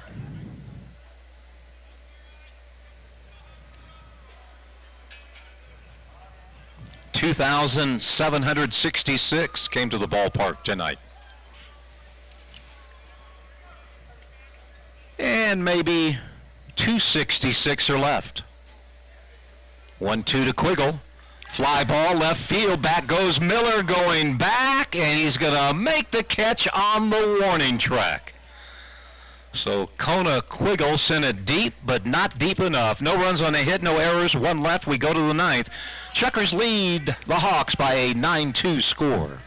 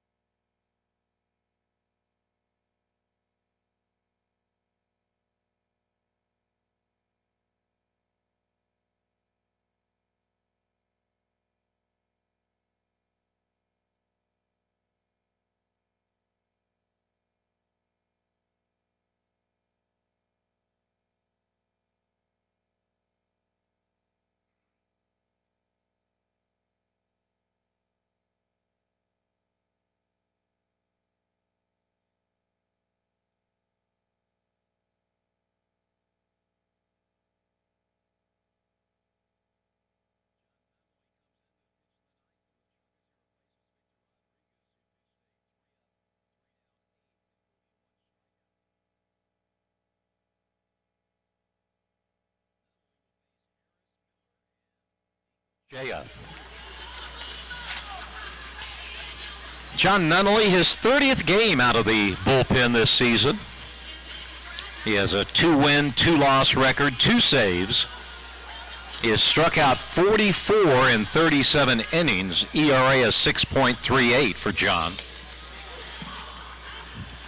And against the Hawks, 7.71. He picked up that one of his 2 saves against Boise. So Nunnally, the right-hander, comes to the mound to finish things off for the Chucks. John out of Scottsdale, Arizona. 6'1", 205. And here's Miles Harris. Harris tonight hitless in 2 at-bats. He has fouled out to Barmakian twice, the Chukars' third baseman, and he walked once.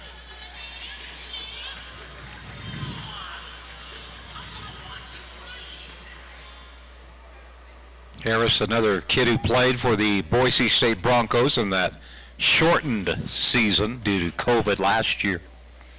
And of course the baseball program went away. First pitch to Harris outside, ball 1.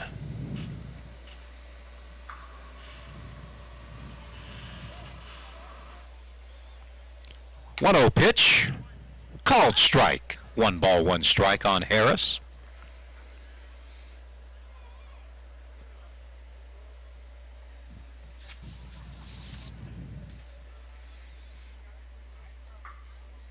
That pitch high, it's 2-1.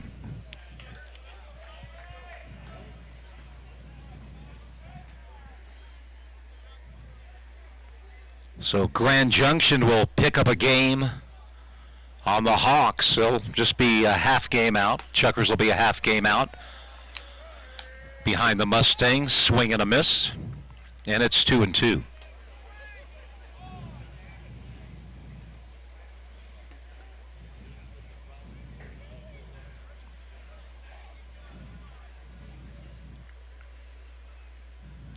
Two balls, 2 strikes, nobody out, nobody on, 9th inning. Pitch high outside, ball 3.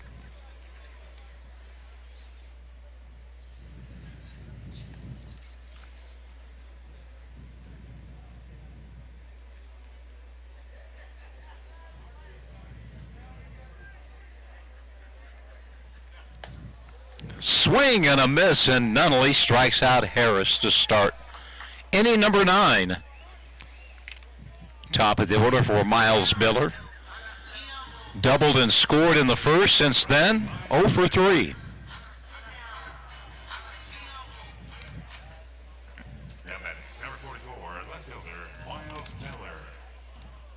Chukars bullpen trying to go 4 scoreless innings for the second straight night. Last night, both Fishberg and Jenkins each worked 2 innings. Tonight, Bremer worked 2, Rodriguez worked 1, and now Nunnally will work his 1 inning. Pitch high, 1-0.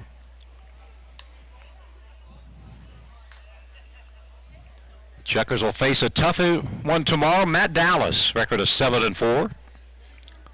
Leads the Pioneer League in strikeouts. Pitch at the knees, called strike. It's 1-1. We saw Matt Dallas in the exhibition game way back in May. That night he worked 5 innings and struck out 12 Chukars.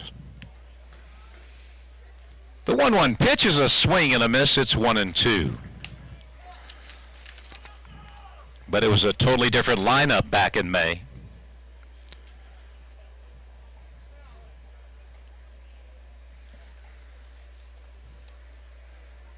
Nunnally stares into Brady West. The 1-2 fouled off. It remains 1-2. Every Chukar with a base hit except for one, Hogan Brown, but he made one heck of a defensive play in right field.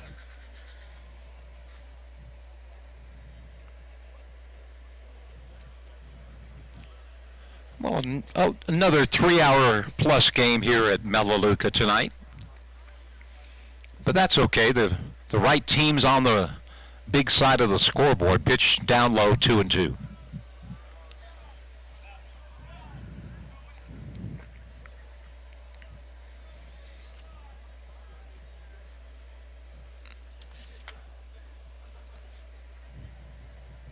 Two balls, 2 strikes. Nunnally comes set, shoulder high. The kick, the pitch, another foul ball by Miller.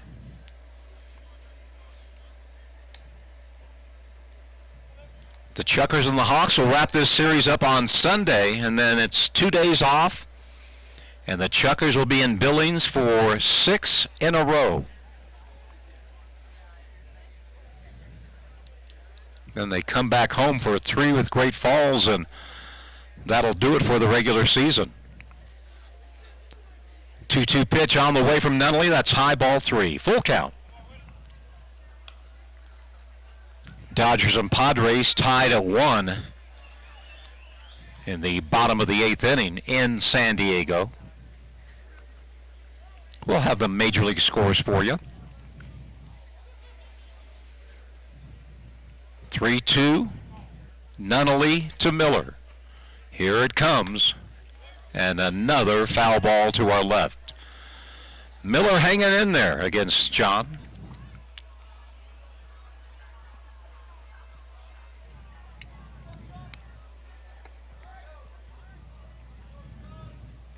Six Chukars had RBI in tonight's game. 8 Chukars had base hits. And 5 Chukars scored. Add them up, it's 9 runs, 15 hits. There's called strike 3. Second straight strikeout by John Nunnally. And here's Jason DiCochea. 1 for 3. Now batting, number 5, second baseman, Jason DiCochea.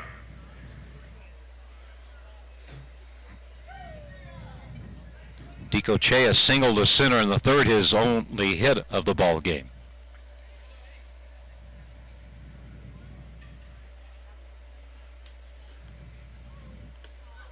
That pitch in the dirt. So the Chukars will take a 3-2 lead in this long 9-game series, but in the season series, Hawks still 2 up on Idaho Falls with 4 more to go.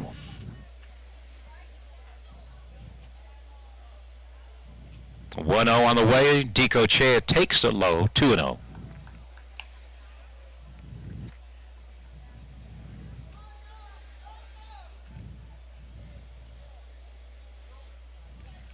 The old ball yard awfully quiet right now. Nunnally comes set. 2-0 the count. 2 outs, nobody on base. There's a strike at 90. And it's 2-1.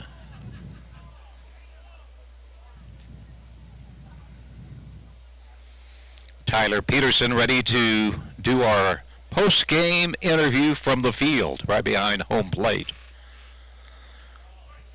Swing and a miss. Again, 90 on the gun, and it's 2-2. 2 balls, 2 strikes, 2 outs. Come on, Chukar fans, let's make some noise. There we go, Javi. And there's about 4 folks on their feet.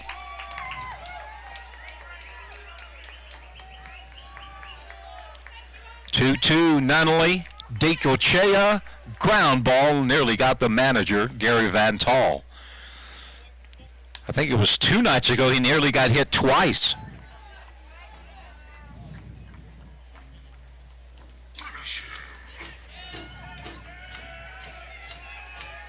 We have 2 young girls in front of us trying to get the Chukars out here, out of this game. 2-2 on the way. Here's a fly ball. Kona Quiggle, the big wave, is going to make the squeeze. And out number 3. Chukars win for the 2nd straight night. Final score, Idaho Falls 9, Boise 2. Back in a minute here on KSPZ, the Sports Zone.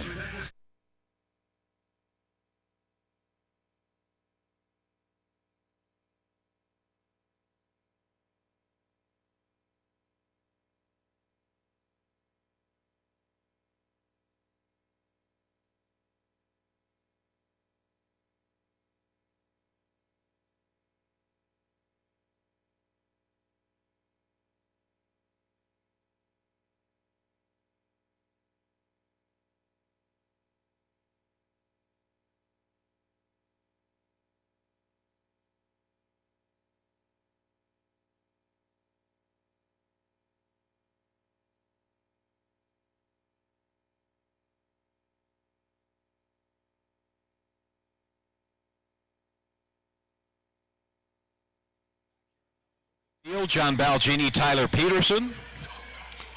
Chukars were behind 1-0. Came back with 4 runs in the bottom of the first inning, a triple, back-to-back home runs, 2 singles. And let's go down to the turf, our post-game interview with Tyler Peterson. Thank you, John. Thank you, John. Tyler Peterson here with our Domino's Pizza Player of the Game. It's Daniel Silva, tonight's starter. Daniel, you picked up the win. Now, 3 times in this game, a little bit of the high wire act, 2 on, no out, and you got out of it all 3 times. You pitched out of trouble. What was working well in those innings? Honestly, just my defense was huge behind me. Brady was calling a good game, and Skip kind of got me fired up. He came out there and gave me an opportunity to stay in the game, so I didn't want to let him down after that. So just a little motivation there to keep me going. Let's talk about that now. Gardy comes out. It was the first time I think we've seen all year when he's come out and left you in. So he gave you a chance, had confidence in you, and you repaid his confidence. What did that mean to you? That was huge for me. I just didn't want to let him down. You know, he put that trust in me to leave me out there, gave me an opportunity to prove myself, so I didn't want to let him down. So I knew how to get the next 3 guys and put my team in a good spot to hopefully be able to continue what we were doing and win this game. Now, both you and Nick Floyd yesterday gave up a run in the first, and then the team comes right back. 3 yesterday, 4 today. How good is it knowing you have that offense behind you? Oh, that's huge. They've been there for me all year, putting up runs. I mean, they're one of the best offenses, if not the best offense in the league. So, I mean, knowing that they'll score as long as you can keep it close and give them a chance is huge. You know, it gives you that confidence to keep going out there, just keep making pitches and just keep the game close. Give us a chance. I have a large 3-topping pizza courtesy of Domino's for you right here. Enjoy the pizza, Daniel. Congratulations. Enjoy the win. Perfect. Thank you. Appreciate it. John, back to you. Thank you, Tyler Peterson, and congratulations, Daniel Silva. Yep, I'm sure Daniel will tell you it wasn't the best game of the season, but, boy, he battled, and he went 5 innings, gave up just 2 runs, and picks up his 6th win of the season. Back to wrap things up here in 2 minutes on KSBZ.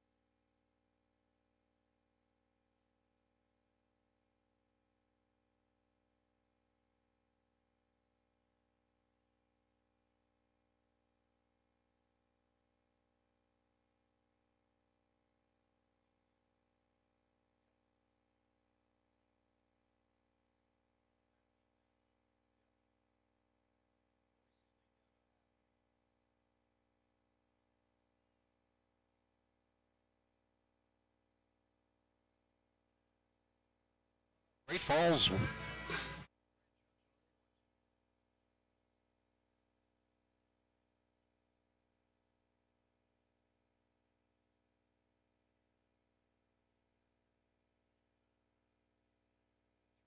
Are running the bases tonight here at Melaleuca Field. On former Chukars in the 9th, here's Tyler with the big league scoreboard. Well, a couple extra inning games tonight. We'll start in St. Louis where the Cardinals won 3-2. Goldschmidt with 2 home runs, and he scored the walk-off run. Cards beat Tigers. Astros 6, Royals 5. That final in 10 innings. Pregame just activated off the IL. He scores a winning run in the 10th. Cubs in a doubleheader with the Rockies today. They won Game 1 5-2 and then won Game 2. Or excuse me, the Rockies won Game 2 in 10 innings, 13-10. Like we said earlier, John, the Orioles snapped that 19-game skid over the Angels, 10-6 the final. The D-backs, they win in Pittsburgh. Carson Kelly and Pavin Smith both hit solo home runs, 5-2 the final. Rays 7-4 over the Phillies in Philadelphia. Blue Jays 3-1 over the White Sox. Robbie Ray, he fans 14. Twins 9-6 over the Red Sox in 10. Giants 3-2 over the Mets in New York. Indians 7-2 over the Rangers in Cleveland. Another final in 10 innings. Marlins 4-3 over the Nationals. Brewers 4-1 over the Reds. And the final game still going on. Dodgers and Padres tied at 1. That game in the 9th in San Diego. Pioneer League scoreboard, Grand Junction beats Rocky Mountain 5-3. Great Falls over Billings 13-4. And Missoula hit 4 home runs against Ogden, and Ogden Paddleheads beat the Raptors by the score of 16-6. Line score tonight here at the Luke. Chukars 9 runs, 15 hits, 1 error. They left only 6 men on base tonight. For the Hawks, 2 runs, 7 hits, 1 error. They left 9 men on base. Winning pitcher, the starter, Daniel Silva. He is now 6-4.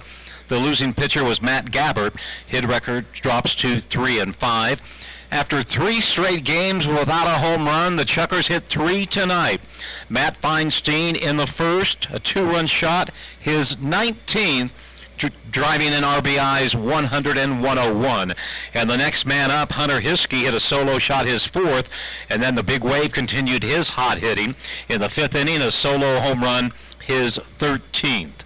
The game took 3 hours and 14 minutes to play in front of a crowd of 2,766. So the Chukars win 2 in a row, both wins very impressive, and they'll be facing a tough pitcher tomorrow night in Matt Dallas. But as we speak, Idaho Falls just a half game out of first place. And you want to keep it going. This team that had lost 3 out of the last 10, had only won 3 of the last 10, has now won 4 of the last 5. So you like the trend, you want to keep that going, but it'll be tough tomorrow as Matt Dallas will take the hill. For the Hawks, he'll face Joe Slocum. Once again, the final score of tonight's game, Idaho Falls 9 and Boise 2. Until tomorrow night, for Tyler Peterson, I'm John Balgini reminding you that Chukars Baseball is a presentation of Sandhill Media. Any rebroadcast, reproduction, or other use of the pictures, videos, and accounts of this game is prohibited without the express written consent of the Pioneer Baseball League, Sandhill Media, and KSBZ, the Sports Zone. Tonight, the Chukars won for the 2nd straight night by the score of 9-2. Good night, everybody. Good night, Jim.